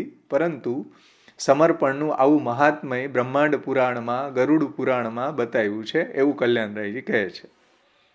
સમજમાં આવ્યું ને? અને શ્રીમદ ભાગવતજીમાં પણ કહ્યું છે કે ત્વય ઉપભુક્ત સ્રગ ગંધ વાસો અલંકાર ચર્ચિતા ઉચ્છિષ્ટો ભોજીનો દાસા તવ માયા જહે મહી. એકાદશ સ્કંદનું વાક્ય છે. એકાદશ સ્કંદ 6ઠો અધ્યાય 46મો શ્લોક કે આપનું ઉચ્છિષ્ટ લેવા વાળા ત્વય ઉપભુક્ત સ્રગ એટલે ફૂલ માલા, ફૂલ, ગંધ, ચંદન ઇત્યાદિ ગંધ, ત્વય ઉપભુક્ત સ્રગ ગંધ વાસો વસ્ત્ર અલંકાર, પ્રભુના જે છે એ માલાઓ છે એ આપણે પણ ધારણ કરીએ. પ્રભુ જ્યારે મોતીની માલા ધારણ કરી લે પછી પ્રસાદી રૂપે આપણે પણ ઉત્સવોમાં ધારણ કરીએ. જેમ ગોકુલનાથજી વગેરે બાળકો છે એ જ્યારે સેવામાં જતા તો શ્રૃંગાર ધારણ કરીને જતા. પ્રભુના પ્રસાદી જે શ્રૃંગારો છે એ આપણે ધારણ કરીને જઈએ ઉત્સવો વગેરેમાં. તો આપણા ઠાકોરજીને એવી માલાઓ, મોતીની માલાઓ એવી બનાવી પહેલાં આપણે ધરાવીએ, પછી ઠાકોરજીની આજ્ઞા લઈને પ્રસાદી રૂપે આપણે પણ ધારણ કરવી જોઈએ. ત્વય ઉપભુક્ત સ્રગ ગંધ વાસ અલંકાર, તો અલંકાર પણ ધારણ આપણે સેવામાં કરીને જઈએ તો એ પણ પ્રભુના પ્રસાદી હોવા જોઈએ. અને આવું ઉચ્છિષ્ટ ભોજીનો દાસા તવ માયા જહે મહી, આપનું ઉચ્છિષ્ટ લેવાવાળા આપના દાસોએ આપની માયાને જીતી લીધી છે. ભગવાનની માયા તો બહુ દુસ્તર છે, પરંતુ જે આ ભક્તિ માર્ગમાં, જે આ મહાપ્રભુજી દ્વારા પ્રવર્તિત ભક્તિ માર્ગમાં આવીને પ્રભુનું ઉચ્છિષ્ટ લે છે તો એ માયાને પણ જીતી જાય છે. જે ભગવાને ગીતાજીમાં કહ્યું છે કે દૈવી એસા ગુણમયી મમ માયા દુરત્ય, મારી આ જે માયા છે દૈવી શક્તિ, એને તરવી તો બહુ દુસ્તર છે. મોટા મોટા ઋષિમુનિઓ પણ તરી નથી શકતા. પરંતુ જે ઉચ્છિષ્ટો ભોજીનો દાસા તવ માયા જહે મહી, ઉચ્છિષ્ટ લેવાવાળા આપના દાસોએ આપની માયાને જીતી લીધી છે. આવું પ્રભુના સમર્પણમાં પણ આવું અવાંતર ફલ થયા એને પ્રાપ્ત થઈ જાય. માયાને જીતવાનું પણ સામર્થ્ય એને આવી જાય છે. જે મોટા મોટા ઋષિમુનિઓને કરોડો વર્ષની સાધના કરવા છતાં પણ જે માયાને જીતી નથી શકતા, એવું સામર્થ્ય તો ભક્તમાં સહજતયા અવાંતર ફલ થયા એને પ્રાપ્ત થઈ જાય છે. કે ત્વય ઉપભુક્ત સ્રગ ગંધ વાસો અલંકાર ચર્ચિતા ઉચ્છિષ્ટ ભોજીનો દાસા તવ માયા જહે મહી. એ આપની માયાને જીતી લે છે. એટલા માટે પ્રભુને સમર્પિત થઈને જ રહેવું જોઈએ. જે ગોકુલનાથજીએ આપણને સમજાવ્યું કે સંસર્ગમ અપી ન કુર્યાત, અસમર્પિતનો સંસર્ગ પણ ન કરવો. એટલું સમર્પણનું મહાત્મય આ બધા ટીકાકારોએ આપણને સમજાવ્યું. પ્રભુનું ઉચ્છિષ્ટ લેવું જોઈએ, પ્રભુને સમર્પિત થઈને જ લેવું જોઈએ, રહેવું જોઈએ અને લેવું જોઈએ. પ્રભુને સમર્પિત પદાર્થ જ લેવો જોઈએ, અસમર્પિત પદાર્થ ક્યારેય પણ ગ્રહણ ન કરવો જોઈએ. આ બધા ટીકાકારોનું તાત્પર્ય આ જ છે. સમજમાં આવ્યું ને? ભાવેશભાઈ, જય શ્રી કૃષ્ણ. જય શ્રી કૃષ્ણ. તમે જે મોતીની માળાની જે વાત કરી ને કે ઠાકોરજીને ધર્યા પછી એ પ્રસાદી તમે એમ કે માળાજી તમે પહેરી શકો, બરાબર? તો પછી એ ઠાકોરજીને બીજી વાર તો પછી ન ધરી શકીએ ને આપણે? નહીં, પછી આપણે એને ધારણ કરવા માટે રાખી જ દેવી કે આપણે નિત્ય ઉત્સવમાં એને ધારણ કરવી જોઈએ. સુવર્ણ વગેરેની અંદર આપણે એવું કરી શકીએ. મોતીની માલાની કાંઈ એટલી કિંમત ન હોય. સુવર્ણની અંદર આપણે એવું કરી શકીએ કે ભાઈ આપણા જે હાર વગેરે જે છે આપણે એને ખાસા કરીને એનો સંસ્કાર કરીને પ્રભુને આપણે એને ધરી શકીએ અને ફરીથી આપણે પણ ધરી શકીએ, ફરીથી પ્રભુને ધરાવી શકીએ. એમાં કોઈ દોષ નથી. પણ માલા જે છે એમાં કોઈ એટલી કિંમતની માલા ન હોય તો એ આપણે પ્રસાદી રૂપે ધારણ કરીને ફરી પાછી ઠાકોરજીને ધરવાનું કાંઈ આવશ્યકતા નથી. કિંમતી હોય તો પણ શું, એકવાર તમે પહેર્યા પછી એ મારા ઠાકોરજીને બીજી વાર તો ન ધરાય, ભલે કિંમતી હોય તો પણ શું થઈ ગઈ? પણ સુવર્ણમાં એવું નથી. એમાં કિંમત નથી જોવાતી ને. પણ સુવર્ણમાં એવું નથી. સુવર્ણમાં એવું નથી. કદાચ કિંમતી હોય ને તમે એને ખાસી કરીને ધરાવો ને તો એ કોઈ શાસ્ત્રોક્ત દોષ નથી. કેમ કે અમે ગોકુલનાથજીના એક વૈષ્ણવને પૂછ્યું હતું તો એમને એવું કહ્યું કે તમે એકવાર ઠાકોરજીની વસ્તુ તમે ઠાકોરજીમાંથી લઈ લીધી પછી એ પાછી ફરીથી તમે ના ધરાવી શકો એમ. એવું ન હોય. તમે જે મકાનમાં રહી રહ્યા છો એ મકાનની અંદર જે રૂમમાં ઠાકોરજીને પધરાવ્યા એમાં તમને એવું લાગ્યું કે અહીંયા હવા ઉજાસ નથી, હવે તમારો જે બેડરૂમ હતો એમાં ઠાકોરજીને પધરાવ્યા તો પધરાવી શકાય કે નહીં? સમજમાં આવી વાત?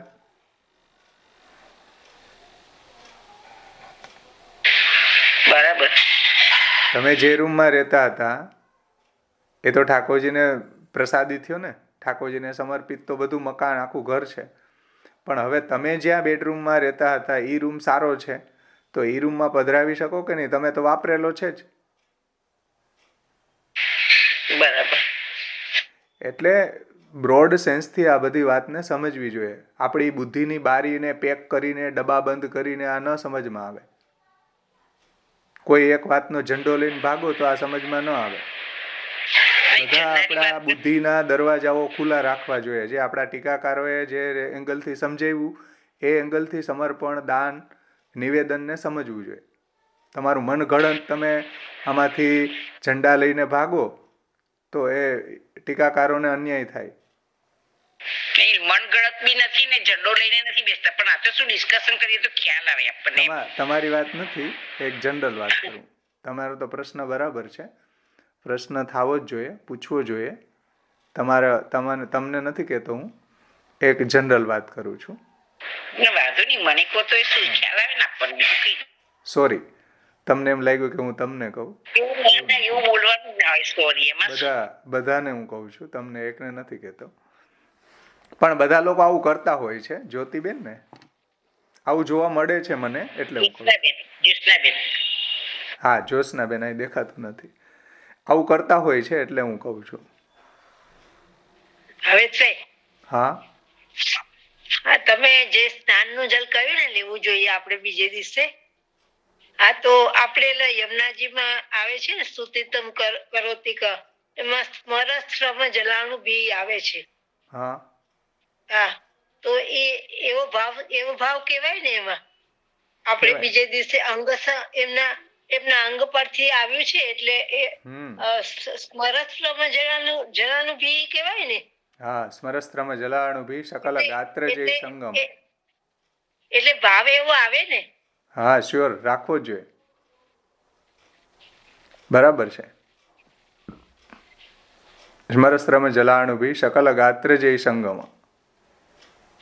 પ્રભુના શ્રીઅંગનું એ પ્રસાદી જલ છે તો સ્મરસ્ત્રમ વાળું છે એવી પણ ભાવના કરી શકો. અહીં સુધીમાં કોઈને કઈ પ્રશ્ન છે? નહીતર આપણે થોડી બીજી ટીકાઓને પણ અનુસંધાન કરી લઈએ આ શ્લોકમાં.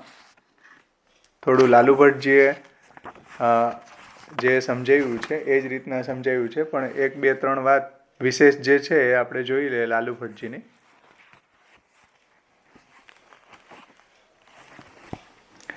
લાલુ ભટ્ટજી એમ કહે છે, લાલુ ભટ્ટજી શુદ્ધિનો પ્રકાર જે બતાવે છે એમાં કે પ્રભુને આપણે બધું સમર્પણ કરી દીધું, પ્રભુને નિવેદન કરી દીધું, તો એની અંદર આધિદૈવિકી શુદ્ધિ થઈ ગઈ. તો હવે આપણે આધિભૌતિકી કે આધ્યાત્મિકી શુદ્ધિ કરવી જોઈએ કે નહીં, એ બાબતમાં લાલુ ભટ્ટજી એ રીતના સમજાવે છે કે પ્રભુને સર્વસ્વનું નિવેદન કર્યું એટલે એની અંદર આધિદૈવિકી શુદ્ધિ થઈ ગઈ બ્રહ્મ સંબંધ લેવાથી. બ્રહ્મ સંબંધે સર્વેષામ પદાર્થાનામ અન્નાદીનામ યા શુદ્ધિ સા આધિદૈવિકી. પ્રભુને બધું સમર્પણ કરવાથી, નિવેદન કરવાથી એની આધિદૈવિકી શુદ્ધિ થાય છે. અને હવે જે આધિભૌતિકી અને આધ્યાત્મિકી શુદ્ધિ છે એ કરવી કે નહીં, તો એ સંદર્ભમાં લાલુ ભટ્ટજી કહે છે કે તસ્યામ સિદ્ધાયામ અપી દુષ્ટ સ્પર્શાદિ દોષ નિવૃત્તે ભગવન નામાભિમંત્રિત જલ પ્રોક્ષણાદિજન્ય જલક્ષાલનાદિજન્ય ભૌતિકી શુદ્ધિ કર્તવ્યા. એટલે કોઈ બી પદાર્થ આપણે બહારથી લઈ આવીએ તો એને આપણે પ્રક્ષાલન કરવું જોઈએ, એને ખાસો કરવો જોઈએ, એની ભૌતિકી શુદ્ધિ અવશ્ય કરવી જોઈએ. આધિદૈવિકી શુદ્ધિ થઈ ગઈ તો પણ આપણે બધું ભગવાનને સમર્પણ કરી દીધું તો પણ કોઈ પણ વસ્તુ આપણે લઈ આવીએ તો એની આધિભૌતિકી શુદ્ધિ કરવી જોઈએ. અને ત્યાર પછી શંખોદક તુલસી ગોપાલ મંત્ર શરણ મંત્રોચ્ચારણાદિ આધ્યાત્મિકી શુદ્ધિ, એટલે ગોપાલ મંત્ર છે, પછી શંખોદક છે, તુલસી સમર્પણ છે, એના દ્વારા અને શરણ મંત્ર ઇત્યાદિ દ્વારા એની આધ્યાત્મિક શુદ્ધિ કરવી જોઈએ. પદાર્થની આધ્યાત્મિકી શુદ્ધિ કરવી જોઈએ. આપણે તુલસી દળ પધરાવીને આધ્યાત્મિકી શુદ્ધિ કરવી જોઈએ. જેને શાસ્ત્રી દીક્ષા લીધી છે ગોપાલ મંત્રની કે ત્રૈવર્ણિકો જે છે એને શંખોદક છે, ગોપાલ મંત્ર છે, એનાથી પણ એ શુદ્ધિ કરી શકે એમ. આપણને જે એલાવ છે એ પ્રમાણે આપણે શરણ મંત્ર દ્વારા અને તુલસી દળ દ્વારા આધ્યાત્મિકી શુદ્ધિ કરવી જોઈએ પદાર્થની. એટલે આપણે ત્યાં આપણા ઠાકોરજીને તુલસી દળ પધરાવીએ છીએ ભોગની અંદર. તો એ આધ્યાત્મિકી શુદ્ધિનો પ્રકાર છે. સમજમાં આવ્યું ને? આ ત્રણેય પ્રકારની શુદ્ધિ થાય એ પણ જરૂરી છે. ત્યાર પછી લાલુ ભટ્ટજી આગળ એક વાત કરે છે જે પહેલાં આપણે સમજી ગયા પણ છતાં પણ પાછી લઈ લઉં છું કે સામાન્ય સમર્પિતાનામ ભગવદ ઉપયોગમ વિના સો ઉપયોગે તુ મહાનેવ અપરાધ સમુદાય આપદ્યત. એટલે પ્રભુને સામાન્ય સમર્પણ કરીને વિશેષ સમર્પણ કરવું જોઈએ. એટલે કે બ્રહ્મ સંબંધ લઈને પ્રભુની સેવામાં આપણા બધા પદાર્થોનો વિનિયોગ કરવો જોઈએ. સમર્પણ આપણે જીવનમાં ક્રિયાન્વિત થવું જોઈએ. સામાન્યતઃ સમર્પિતાનામ ભગવદ ઉપયોગ વિના સ્વ ઉપયોગે તુ મહાનેવ અપરાધ સમુદાય આપદ્યેત. એટલે બહુ મોટો અપરાધોનો સમુદાય આવી પડે છે જો બ્રહ્મ સંબંધ લઈને સામાન્ય સમર્પણ કરીને વિશેષ સમર્પણ જો ન કરીએ તો. અતઃ સામાન્ય સમર્પિતાનામ ભગવદ ઉપયોગ કરણ રૂપમ વિશેષ સમર્પણમ આવશ્યકમેવ. એટલે સામાન્ય સમર્પણ કરીને વિશેષ સમર્પણ કરવું જ જોઈએ. એ તો બ્રહ્મ સંબંધ મંત્રની સાર્થકતા છે. નહીતર બ્રહ્મ સંબંધ મંત્રની સાર્થકતા શું? એ રીતના લાલુ ભટ્ટજીએ સમજાવ્યું છે. અને શ્રી પુરુષોત્તમજીએ અમુક વાત સુંદર સમજાવી છે, એને આપણે જોઈ લઈએ. જુઓ પુરુષોત્તમજી શું કહે છે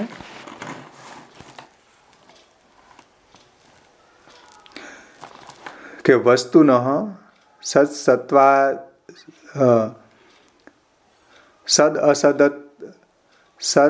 અસત્વાદી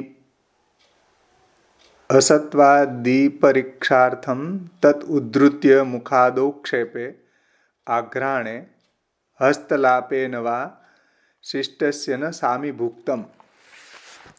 આની પહેલાં એક બેને પ્રશ્ન પૂછ્યો હતો કે ઠાકોરજીને જે વસ્તુ છે એ આપણે પરીક્ષણ કરવા માટે લઈએ તો અર્ધભુક્ત થયું કે નહીં, એના સંદર્ભમાં પુરુષોત્તમજી અહીંયા સમજાવે છે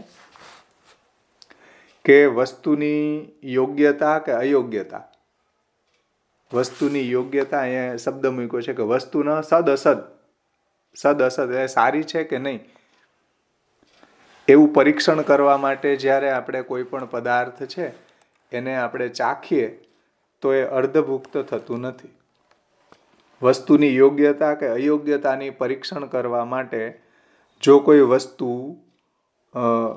કોઈ પણ જગ્યાએથી આપણે લઈએ ત્યારે આપણે એને મુખ સ્પર્શાત મુખાદોક્ષેપે આઘ્રાણે એટલે મુખથી આપણે એને ચાખીએ. આઘ્રાણે એટલે આપણે એને સુગંધ લઈએ. મુખથી ચાખીએ કે સુગંધ લઈએ કે એને આપણે હાથમાં લગાડીએ. અત્તર વગેરે હોય તો હાથમાં લગાડીને જ લેવું પડે. હાથમાં લે તો એનાથી બચેલી વસ્તુ છે એ સામીભુક્ત નથી થતી. આપણે એનું પરીક્ષણ કરવા માટે ભગવત સુખાર્થે કોઈ બી વસ્તુ છે એને ચાખીએ તો એમાં આપણું જે ભાવના છે એ ભગવત સુખાર્થેની છે, એટલા માટે એ અર્ધભુક્ત નથી થતી. જેમ આની પહેલા વખતે એક બેને પ્રશ્ન પૂછ્યો કે ભાઈ લોટની અંદર લૂણ પડી ગયું કે નહીં, લૂણ એમાં આપણે કર્યું કે નહીં, એનું પરીક્ષણ આપણે ભૂલી ગયા હોય ઘણી વખત આપણું મન ચંચલ હોવાને કારણે. તો આપણને પછી પરીક્ષણ ન થાય એટલે સામગ્રી સારી બને એટલે ઠાકોરજીની આજ્ઞા લઈને આપણે ચાખતા હોઈએ છીએ, તો એમાં કોઈ દોષ નથી એવું પુરુષોત્તમજી કહે છે. સમજમાં આવ્યું ને?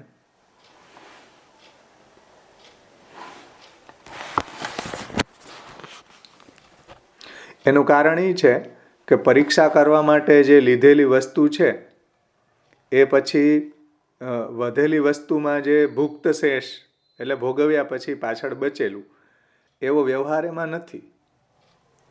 એમાં આપણું એવું કોઈ પ્રયોજન પણ નથી. એટલા માટે આવી જે સામગ્રી છે એ અર્ધભુક્ત નથી થતી એમ. અને એ સામગ્રીને ઉપભોગ કરવાની આપણી ઈચ્છા પણ નથી. એટલે એવી સામગ્રી જે આપણે ટેસ્ટ કરીએ કે આપણે ઘણી વખત દ્રાક્ષ વગેરે લેવી હોય તો ચાખીને લેવી પડે, કારણ કે ખબર જ ન પડે, આપણે એને જોઈને આપણે પારખી ન શકીએ તો એને ચાખીને લેવી પડે. તો એમાં કોઈ અર્ધભુક્તનો દોષ નથી એમ. ચંદન વગેરે આપણે લઈએ તો ચંદનનું લાકડું છે ખાદી ભંડારની અંદર અમારે અહીંયા બહુ સારું મળે, તો અમે લેવા જઈએ તો એને સૂંઘીને જ લઈએ તો જ આપણને ખબર પડે. તો એમાં કોઈ અર્ધભુક્તનો દોષ લાગતો નથી એવું પુરુષોત્તમજી અહીંયા કહે છે. ના તો ભાવેશભાઈ કોઈની અંદર અનિષ્ઠા ના હોય તો પછી કે આ તો મને છૂટ આપી છે ભાવેશભાઈ આવું બોલ્યા હતા, તો પછી એ તો આવું તો ઘણી વાર એવું બનતું હોય કે મીઠું ભૂલી જવાય કે બીજું કંઈક ભૂલી જવાય, તો પછી કે ભાવેશભાઈ છૂટ આપી છે તો પછી ચાખવાનું ચાલુ જ રહે, એ પણ નહીં સારું ને. સાવધાન રહેવું જોઈએ, સાવધાની રાખવી જોઈએ. પણ ઇન કેસ આવું થઈ જાય બાય એક્સેપ્શનલ રૂલ્સ નહીં, ઇન કેસ વસ્તુ બરાબર છે કે કોઈ કરે બની જાય, પણ પછી આ તો ઘણી વખત વૈષ્ણવનો બગાડ પણ થઈ જાય આવું સાંભળે તો. ના એવું તાત્પર્ય નથી. એટલે તાત્પર્ય પુરુષોત્તમજીનું એવું છે કે ભાઈ એક્સેપ્શનલ આવું બનતું હોય છે, રોજ તો ન બને. આપણે રોજ સામગ્રી બનાવતા હોય તો આપણને અનુસંધાન હોય જ, પણ કોક દિવસ આવું બની જતું હોય છે. મારે બની જાય છે. મન સ્થિર વારંવાર પછી ટેવ પડી જાય. હા, પરંતુ ત્યાં કાળજી એ લેવાની છે કે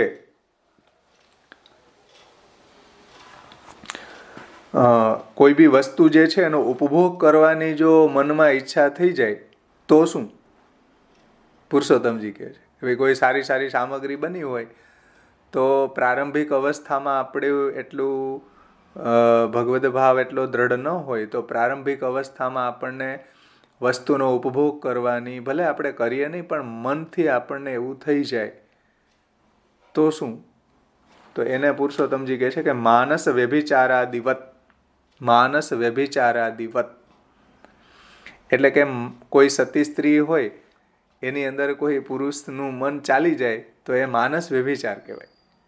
તો એમાં સતી જે છે એનો દોષ નથી, પુરુષનો દોષ છે.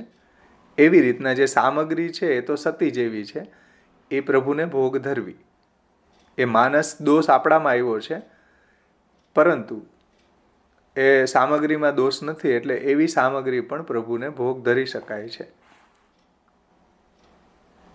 તો વસ્તુન સામીભુક્તત્વનો એમાં કોઈ સામીભુક્ત થતી નથી એમ. માનસિક રીતે આપણે એને ઉપભુક્ત કરવાની ઈચ્છા થઈ ગઈ તો એમાં સામીભુક્ત નથી થતી. હા, પણ મારા પ્રભુને હું ધરીશ ને હું લઈશ એવું ભાવ રાખવાનો છે ને. એટલે કદાચ આપણું મોઢામાં પાણી આવી જાય, કોઈ એવી સામગ્રી બની જાય તો શું કરવું? તો આપણે એમાં કોઈ માનસ વ્યભિચાર થયો થતી વખતે જેમ સતી સ્ત્રીનો દોષ નથી એમ સામગ્રીનો દોષ નથી એમ. સમજમાં આવ્યું ને? એટલે એ સામગ્રી છે એ પ્રભુને ભોગ ધરી શકાય. એટલે ઘણા લોકો કહે કે ભાઈ દ્રષ્ટિ પડી જાય તો ભોગ ન ધરાય, એવું નથી. વાર્તા પ્રસંગોની અંદર આવે કે ગંગાબાઈની દ્રષ્ટિ પડી ગઈ ને શ્રીનાથજી નો આરોગ્યા એટલે આપણે પણ ન ધરવી, આવું પુરુષોત્તમજી નથી કહેતા. એટલે વાર્તામાંથી આપણે સિદ્ધાંત સ્થાપિત ન કરી શકીએ. મનગઢંત સિદ્ધાંત વાર્તામાંથી સ્થાપિત ન થાય. આપણા આચાર્યોએ જે 16 ગ્રંથમાં સિદ્ધાંત સમજાવ્યા એ રીતે સિદ્ધાંતને સમજવા જોઈએ. અને પછી પુરુષોત્તમજી એમ કહે છે કે જે બી પદાર્થ જે છે એને જો ઇન્દ્રિયોનો સંસર્ગ થઈ જાય તો એ અર્ધભુક્ત થઈ જાય. ભલે મનથી તમને ઈચ્છા થઈ, પરંતુ એ જો એ સામગ્રીનો સંસર્ગ હસ્તથી મોઢાને થઈ જાય કે મોઢામાં તમે મૂકી દો તો પછી લાયક ન રહે, ભગવાનને ધરવા લાયક ન રહે. એટલે મન વયું જાય છે એ આપણા હમારે બસ કી બાત નહીં હે. તો શું કરીએ? તો પ્રભુને તો અપરાધ તો થાય છે, તો અપરાધ થાય છે એનું પણ નિવારણ અહીંયા બતાવ્યું છે. ભાગવતજીના શ્લોકની અંદર કહ્યું છે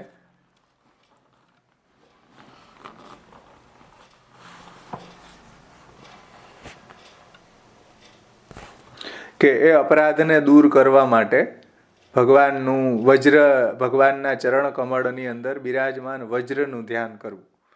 કે વજ્ર જે છે એ બધા પાપોને નાશ કરે છે, આપણા અપરાધોને પણ દૂર કરે છે. એવી ભાવનાથી ભગવાનના ચરણ કમળમાં રહેલા વજ્રનું ધ્યાન કરવું. અને ફરીથી આપણું મન છે સામગ્રીમાં ન જાય એટલા માટે જુઓ, શ્રીનાથજીના જે ભીતરિયાઓ હતા એને પહેલાં ખૂબ પ્રસાદ લેવડાવવામાં આવે અને પછી એની પાસે સામગ્રી બનાવડાવવામાં આવે. એની પાછળ ભાવના આ જ હતી કે ભાઈ સામગ્રીને ભોગ કરવાની ઈચ્છા એને ન થાય, એટલે એને પહેલાં ખવડાવી દેવામાં આવે. આપણા ઘરની અંદર પણ બાળકો છે એને ઠાકોરજીનો પ્રસાદ પહેલાં લેવડાવી દેવામાં આવે, જેથી કરીને ઠાકોરજીની સામગ્રીમાં એનું મન ન જાય. આ એક વિવેક છે. અને હવે ફરી પાછું એ મન આપણું છે એ સામગ્રીમાં ન જાય એટલા માટે પ્રભુ પાસે ક્ષમા યાચના કરવી અને પ્રભુના ચરણ કમળમાં રહેલું જે અંકુશ છે એનું ધ્યાન કરવું, એવું પુરુષોત્તમજી કહે છે.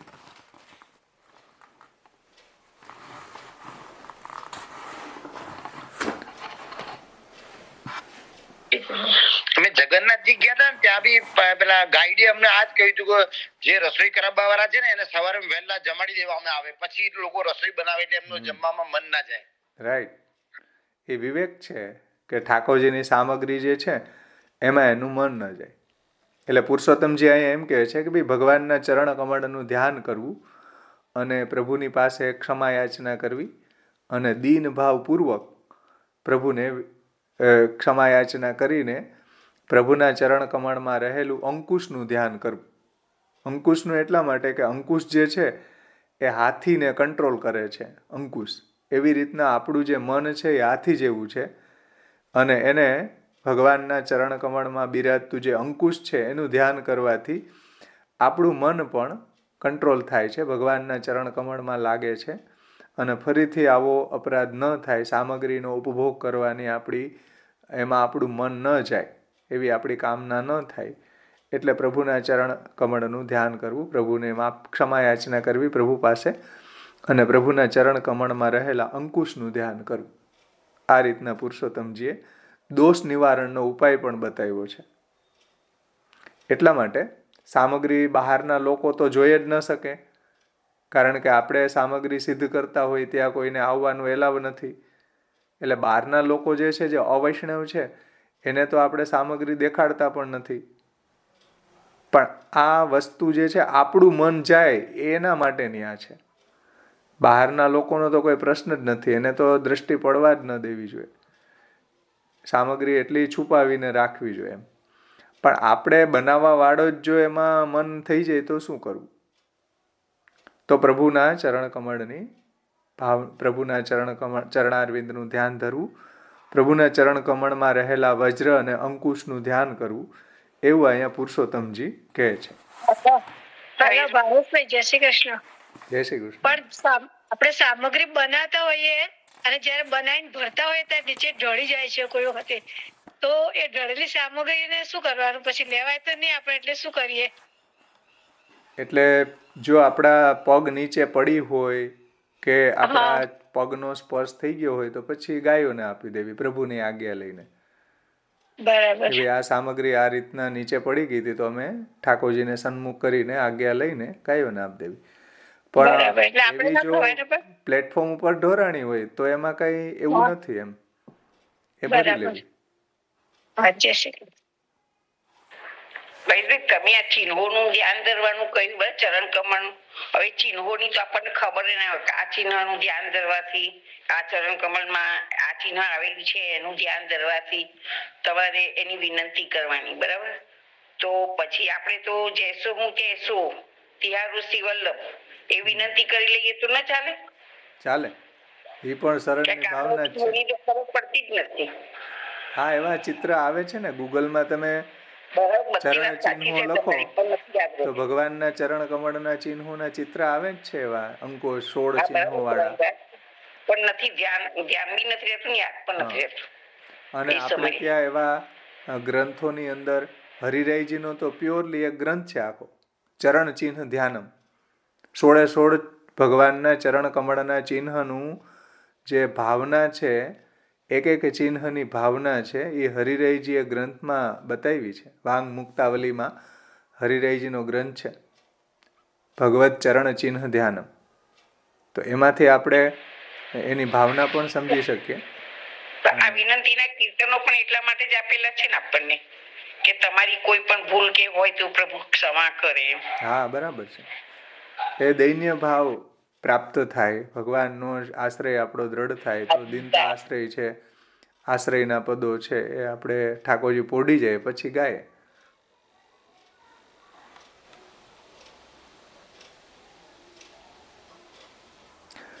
અહીંયા આપણો શ્લોક આ સંપન્ન થઈ ગયા.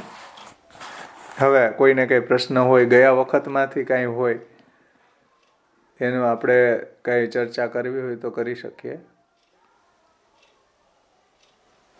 દીપકભાઈ, તમને ગયા વખતે કંઈ પ્રશ્ન સસરાની બાબતમાં હોય તો કયો.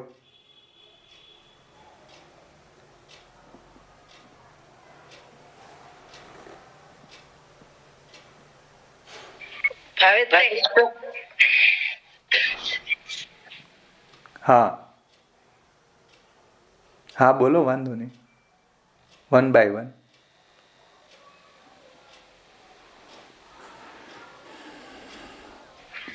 ભાવેશભાઈ, આપણે અર્ધભૂખ ની વાત કરો છો તો આપણે દૂધ જે આવતું હોય દૂધવાળા પાસેથી 1 લીટર, તો એમાંથી તો આપણે ગેસ્ટ આવે એના માટે ચા કરીએ, પ્રભુનો રાખીએ કે પ્રભુનો અલગ લઈ લેવાનું એમાંથી, તો અર્ધભૂખ તો થઈ જાય. બધું પ્રભુ માટે જ લેવાનું પેલા. હા, એટલે એ તો પ્રભુ માટે જ લેતા હોય, પછી પ્રભુને આપણે ધરી દઈએ અને પછી આ ગેસ્ટ માટે ચા પાણી કે કઈ કરવાનું થાય તો એમાંથી લઈ શકીએ ને. ઠાકોરજીની આજ્ઞા લઈને ઠાકોરજીને ધરાવીને અને એનો પ્રસાદી જે પદાર્થ છે એનો જ વિનિયોગ પ્રભુમાં કરવો જોઈએ, આપણે ગેસ્ટમાં કરવો જોઈએ. ઠાકોરજીનો પ્રસાદ છે એને ગરમ કરવામાં કોઈ દોષ નથી. ઘણા લોકો એમ કહે છે કે ભાઈ ગરમ ન કરવું જોઈએ, પણ ગરમ કરવું જ જોઈએ.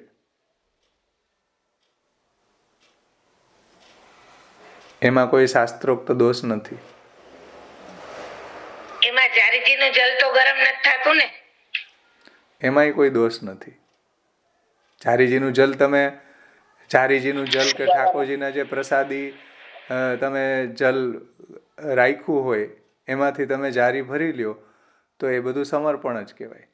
અને એ બધું જલ તમે એક માટલીમાં કરી દો તો એ માટલીની અંદર જે બધું પ્રસાદી જે જલ છે એ સમર્પણ છે. એ અંદર પછી વૈધું બચ્યું સવારે તો શું કરવું? તો એ તમે જવા દો તો એમાં કોઈ દોષ નથી. સમજમાં આવ્યું ને? ના, મેં એવું સાંભળ્યું હતું કે જારીજીનું જલ આપણે જે સરાવીને એક માટલીમાં કે ગમે તેમાં લઈ લેતા હોય પછી જલ છે ને ગરમ નથી થતું, એમ તમે લઈ લ્યો ભલે પણ ચૂલા ઉપર નથી મુકાતો, એ વાત મેં સાંભળી હતી. તો જેમ જારીજીનું જલ છે એમ પ્રસાદી એ ભગવદ રૂપ જ છે, ભગવાનનું ઉચ્છિષ્ટ છે. જારીજીનું જલ એ ભગવાનનું ઉચ્છિષ્ટ છે. તો જો પ્રસાદ ગરમ થતો હોય તો જારીજીનું જલ કેમ ગરમ ન થાય? ઓકે ઓકે, સમજમાં આવ્યું ને? હા સમજાઈ ગયું. એની અંદર તાત્કાલિક ભગવદ રૂપતા આવે. પ્રસાદ જે છે એની અંદર જે ભગવદ રૂપતા આવે છે એ તાત્કાલિક આવે છે, એટલે તત્કાલ પૂરતી જ આવે છે. બીજા જે ઠાકોરજીના પાત્ર છે કે સિંહાસન વગેરે જે છે એની અંદર આભાસિકી બ્રહ્મરૂપતા આવે છે, ભગવદ રૂપતા આવે છે. એટલે એવી 3 ભગવદ રૂપતા બતાવી છે: આત્યંતિકી, આભાસિકી અને તાત્કાલિકી. તો ઠાકોરજીનું જે સ્વરૂપ છે એની અંદર આત્યંતિકી ભગવદ રૂપતા છે. પણ સિંહાસન વગેરે છે, ખીલોના વગેરે જે છે એને આપણે ખંડિત થાય તો એને આપણે પાછા રિપેર કરી શકીએ.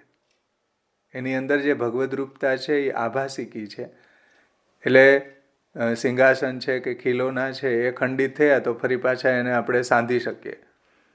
પણ ઠાકોરજીનું સ્વરૂપ છે એની અંદર આપણે જે આત્યંતિકી ભગવદ રૂપતા છે એની અંદર કાંઈ હસ્ત વગેરે ખંડિત થાય તો એને ફેવિક્વિકથી ચોંટાડી ન શકાય, એ બાજુમાં બિરાજે.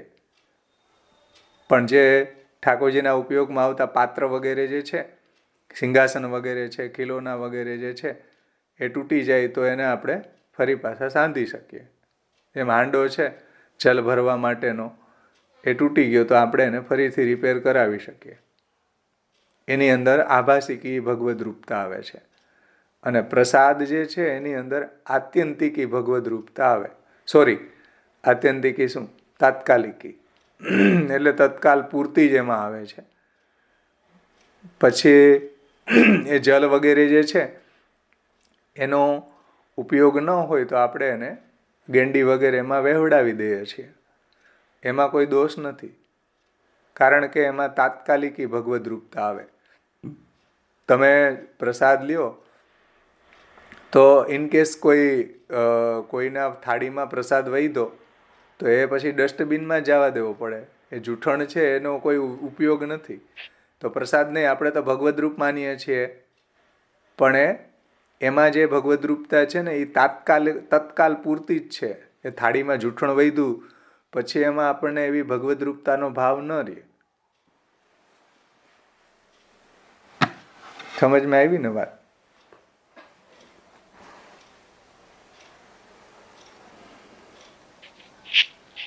ભાવેશભાઈ, મારે આ સિદ્ધાંત રાષ્ટ્ર સંબંધી નથી, બીજો પ્રશ્ન છે જે મારે ધવલભાઈ ને જ પૂછવાનો હતો પણ હવે નથી આવતા, તો તમને પૂછી શકું? છેલ્લે પૂછજો ને, અત્યારે વિષય સંબંધી હોય ને. હા ભલે. આપણે જે ચાલી રહ્યું છે ને એ છેલ્લે શ્યોર.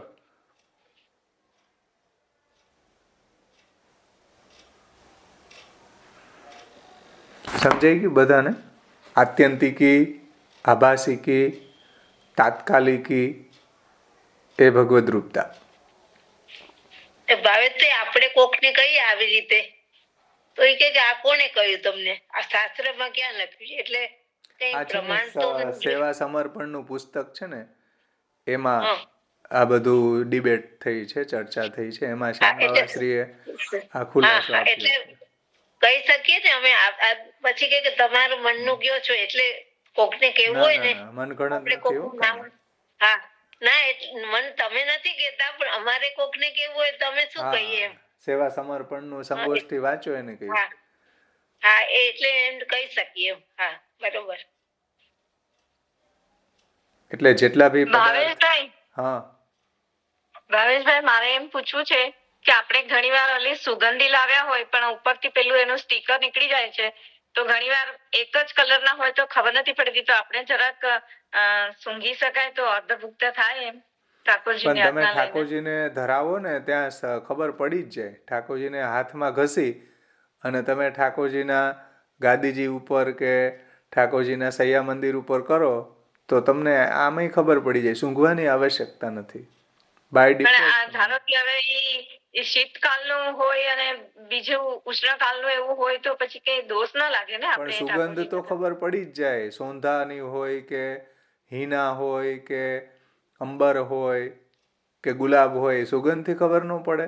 આપણે જ્યારે ગાદીજીમાં એને ધરાવીએ તો એ ખબર પડે, પણ ઘણી વાર એવું બહુ ડાઉટ થઈ જાય છે કે આ હશે કે નહીં હોય કરીને. પણ ખબર પડી જ જાય sure એમાં. એકચ્યુઅલી મારો તો એવો પ્રોબ્લેમ છે કે મને કોરોના પછી જરા સ્મેલ ની સેન્સ નથી રહી, બહુ બહુ બહુ એટલે બહુ ઓછી થઈ ગઈ છે મારી, એટલે મને ઘણી વાર આ વારંવાર પ્રોબ્લેમ આવે છે. પહેલા નહોતો આવતો, પણ મને કોરોના થયું ત્યારથી જરાક ઘરના બીજા સભ્યો હોય એને કહેવાય કે તમે આ ધરાવો એટલે પરીક્ષણ થઈ જાય એમ ઠાકોરજીના ચરણ સ્પર્શ કરતી વખતે, કે એ જે તમને એવું લાગતું હોય કે આનું સ્ટીકર નીકળી ગયું છે તો એ સુગંધી છે, ઠાકોરજીના સૈયા મંદિરને ગાદીજીમાં કરી અને ઠાકોરજીના ચરણ સ્પર્શ કરી અને પછી તમારે સૂંઘી લેવું પ્રસાદી, એટલે ખબર પડી જાય ને. ઠીક છે. રેખાબેન, એક જનરલ પ્રશ્ન હતો. હા હા બોલો. અમારા સામાજિક ગ્રુપમાં કુછ વૈષ્ણવો પુષ્ટિ માર્ગના છોડીને બીજા આચાર્યનું પ્રમોટ કરે, જેમ કે પ્રેમાનંદ બાબા, કોઈ જૈનની વાત હોય, સારા સારા ટિપ્સ હોય. એટલે મેં એમને વિરોધ કર્યો કે તમે આપણા સંપ્રદાયની વાતો લખો તો છોકરાઓને, આગલી પેઢીને આપણા સંપ્રદાયની વાતો ધ્યાનમાં આવે. બાકી તમે બીજા સંપ્રદાયની વાતો લખો છો તો એ છોકરાઓનું માઇન્ડ વોશ થાય છે, તો એ બાજુ એટ્રેક્ટિવ થવાના ભવિષ્યમાં. એમાં એવું છે કે જ્યાં સુધી આપણી એવી પરિપક્વ અવસ્થા ન આવે, મહાપ્રભુજીના ગ્રંથોનું આપણે અધ્યયન દ્રઢતાપૂર્વક જ્યાં સુધી ન થાય ત્યાં સુધી આવા પ્રવચનો સાંભળીએ ને તો એના પ્રવચનોમાં જે સકામ ભક્તિ આવું બધું આવ્યા વગર રહે નહીં. કારણ કે આપણે તો જાણતા નથી અને આપણે એમાં વધારે આકર્ષાઈ જઈએ કે જો આ કરવાથી આ ફળ મળી જશે, આ કરવાથી આ ફળ મળી જશે. એટલે જ્યાં સુધી આપણને આપણા મહાપ્રભુજીના ગ્રંથોની દ્રઢતાપૂર્વક જ્ઞાન ન થાય, ષોડશ ગ્રંથ છે, તત્વાર્દીપ નિબંધ છે, સાધન પ્રકરણ છે, આવા બધા ગ્રંથોનું અધ્યયન જ્યાં સુધી આપણે ન કરી લઈએ ત્યાં સુધી ઇતર માર્ગી પ્રવચનો સાંભળવા જ ન જોઈએ. સમજમાં આવ્યું ને? કારણ કે આમાં સાંભળવાના જોઈએ ને. મારું કેવું તો એમ છે કે જે લોકો ગ્રુપમાં આવા પ્રવચનો અન્ય સંપ્રદાય મૂકતા હોય એમને બી ના મૂકવા જોઈએ. ન મૂકવા જોઈએ, બરાબર છે, રાઈટ. એક તો આમ તો એ લોકો સમાજના ટ્રસ્ટી હોય, ટ્રસ્ટી બી થવું ને પછી જૈનોના સમાજ સંપ્રદાયના જૈનોના આચાર્યના પ્રવચનો ફોરવર્ડ કરવા. મેં કીધું તમે ટ્રસ્ટી કેમ બન્યા અહીંયા? એટલે જલભેદ ગ્રંથના દ્રષ્ટિથી વિચારીએ તો આપણે એવા ઇતર માર્ગી પ્રવચન ન સાંભળવા જોઈએ. કારણ કે આપણા સાંપ્રદાયિક ભક્ત મુખથી ભગવદ્ વાર્તા શ્રવણ કરવી જોઈએ. આ બહુ જરૂરી છે. ભક્ત મુખે શ્રવણાદિ કર્તવ્ય. લાલુ ભટ્ટજીએ સેવા કૌમુદીમાં આ વાત સમજાવી છે.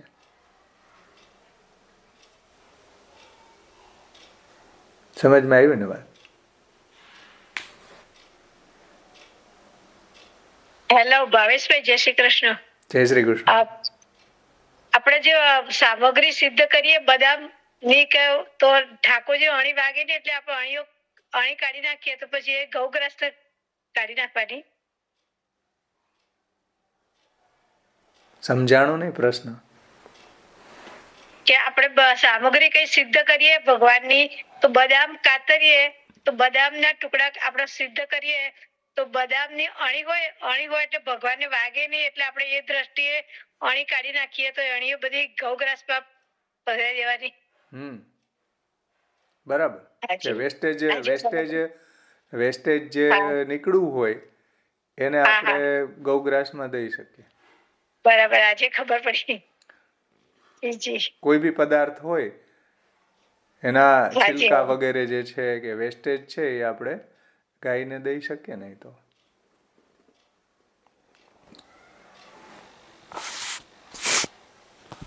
બીજા કોઈને કઈ પ્રશ્ન છે? ગયા વખતમાં ઘણી બધી ચર્ચા ચાલી હતી એ બાબતમાં દીપકભાઈને કઈ સમાધાન થયું કે નહીં? સાસરાનું બધું દીપકભાઈ છે કે નહીં? આજે નથી. નથી? ઓહો.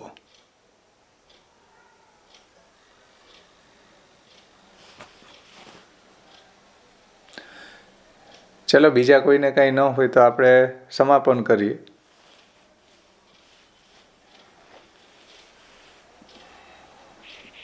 મારો પ્રશ્ન લઈ લો. હા, કેમ વાંધો નહીં, પૂછી લ્યો. આપણે સર્વોત્તમ સ્ત્રોતમાં પ્રાકૃતા સકલા દેવા આવે છે ને, હા, એટલે પ્રાકૃત નો અર્થ કરે છે કે આપણી આ કામ, ક્રોધ, મોહ એ બધા ગુણ અને દોષ, અને આપણે જન્મ થાય, વધીએ, નાશ થાય, એ બધું આવે છે ને એમાં પ્રાકૃતમાં.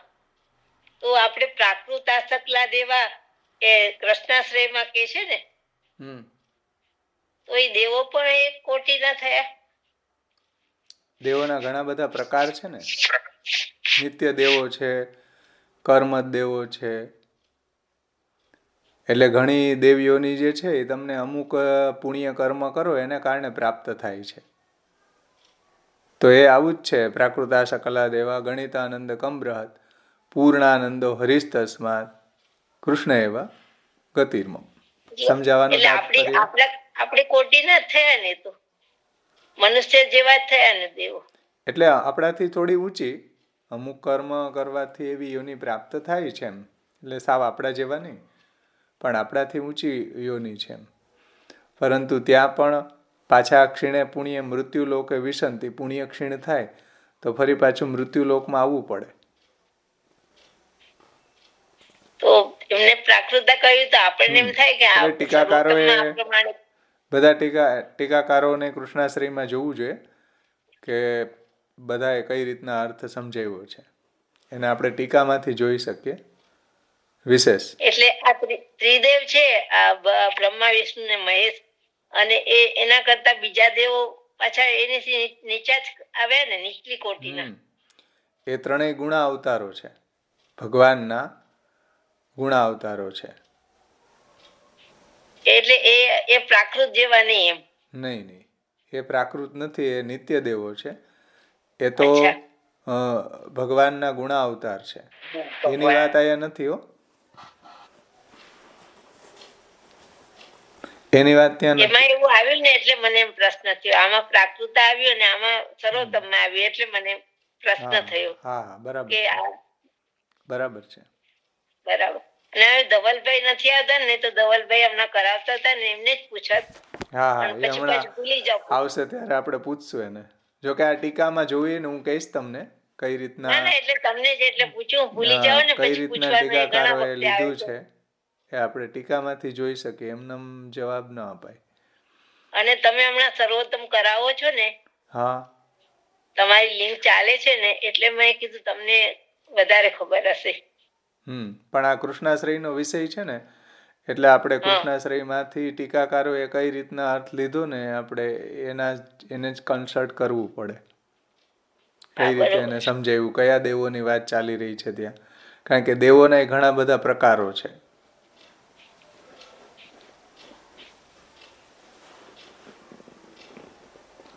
બરોબર. બીજા કોઈને કાંઈ પ્રશ્ન આ સિવાયના, કૃષ્ણાશ્રય સિવાયના કઈ હોય તો એ પૂછી શકે. હા, ભાવેશભાઈ. હા, ભરતભાઈ બોલો. હા, જય શ્રી કૃષ્ણ. આપે જે કહ્યું ને કે દ્રાક્ષ કે આપણે જે બજારમાંથી લઈએ તો આપણે એને ચાખી શકીએ, કે કાકડી માનો કે કડવી નીકળે છે ઘણી વખત, તો એ જે ચાખેલી હોય એ આપણે અંદર ઉતારી શકીએ કે એને થૂકી નાખવી પડે? થૂંકી નાખવાનું. હા, એટલે આપણે ઘણી વખત શું હોય કે રેકડીમાંથી આપણે એનો લીધી ન હોય અને આપણે ચાખતા હોય, તો દ્રાક્ષ વગેરે ચાખતા હોઈએ તો આપણે હજી લીધી નથી, તો રેકડીની જે બધું દ્રાક્ષ પડી છે એમાંથી કદાચ તમે ચાખતા હોય અને કદાચ લઈ પણ લ્યો તો એમાં કોઈ દોષ નથી. પણ આપણે જે ઠાકોરજી માટે લીધી પછી એમાંથી ન ચાખવી જોઈએ.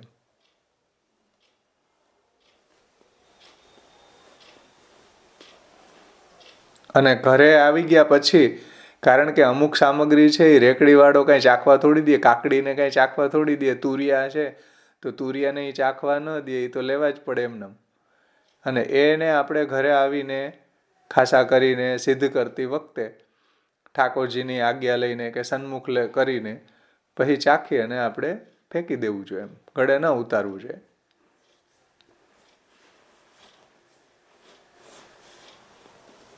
બરાબર ને? હા બરાબર, ક્લિયર થઈ ગયું.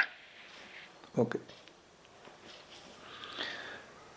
એટલે આ સમર્પણનો, નિવેદનનો, દાનનો આ બધા પ્રકારો સમજાણા કે નહીં બધાને?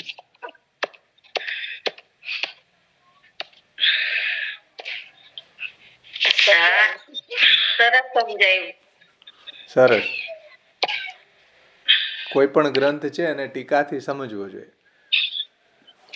કોઈ પણ ગ્રંથ છે એને આપણે ટીકાથી આપણા પૂર્વાચાર્યો, વિદ્વાન આચાર્યોએ કઈ રીતના સમજાવ્યું છે એ પરંપરાથી આપણે ગ્રંથને સમજવા જરૂરી છે.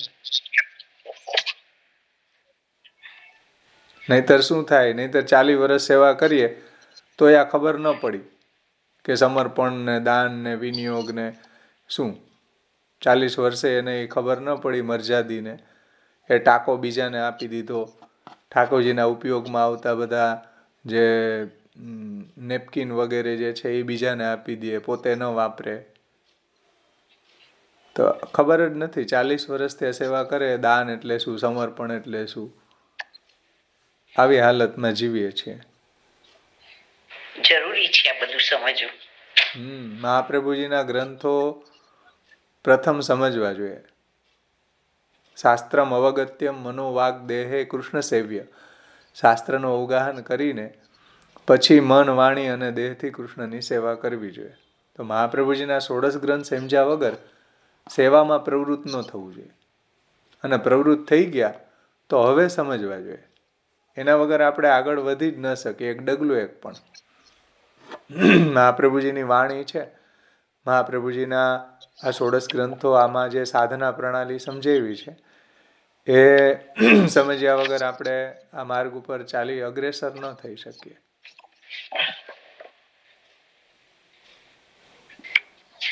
ભાવેશભાઈ, સબ્જેક્ટ થી જુદો પૂછું છું પ્રશ્ન કે આપણે જૈતુનનું તેલ, ઓઇલ આવે ને, ઓઇલ એ ઠાકોરજીને ધરાવાય?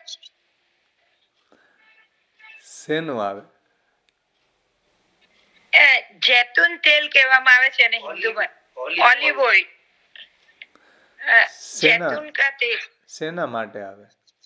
આપણે ઠાકોરજીને, આપણે સામગ્રી તેલમાં આવે છે, જેમ સિંગ તેલ આવે છે ને એવી રીતે આવે છે. અમેરિકામાં લોકો બધા આ વાપરતા હોય છે.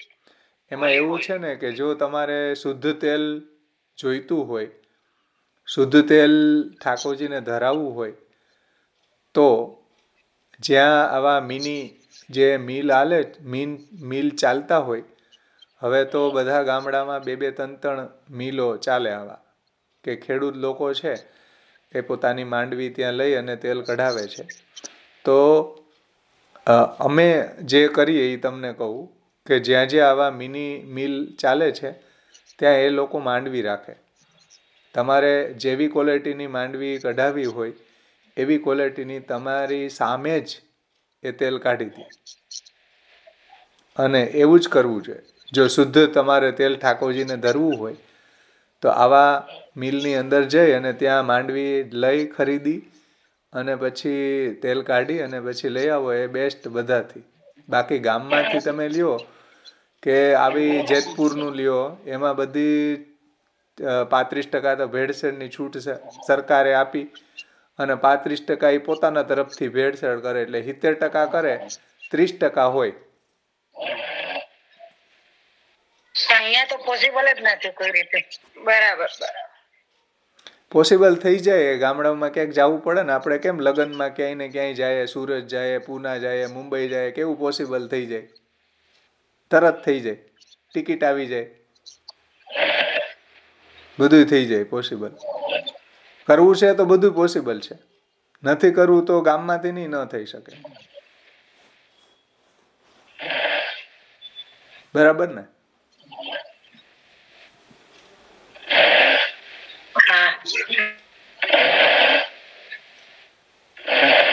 આ કેનો અવાજ આવે છે?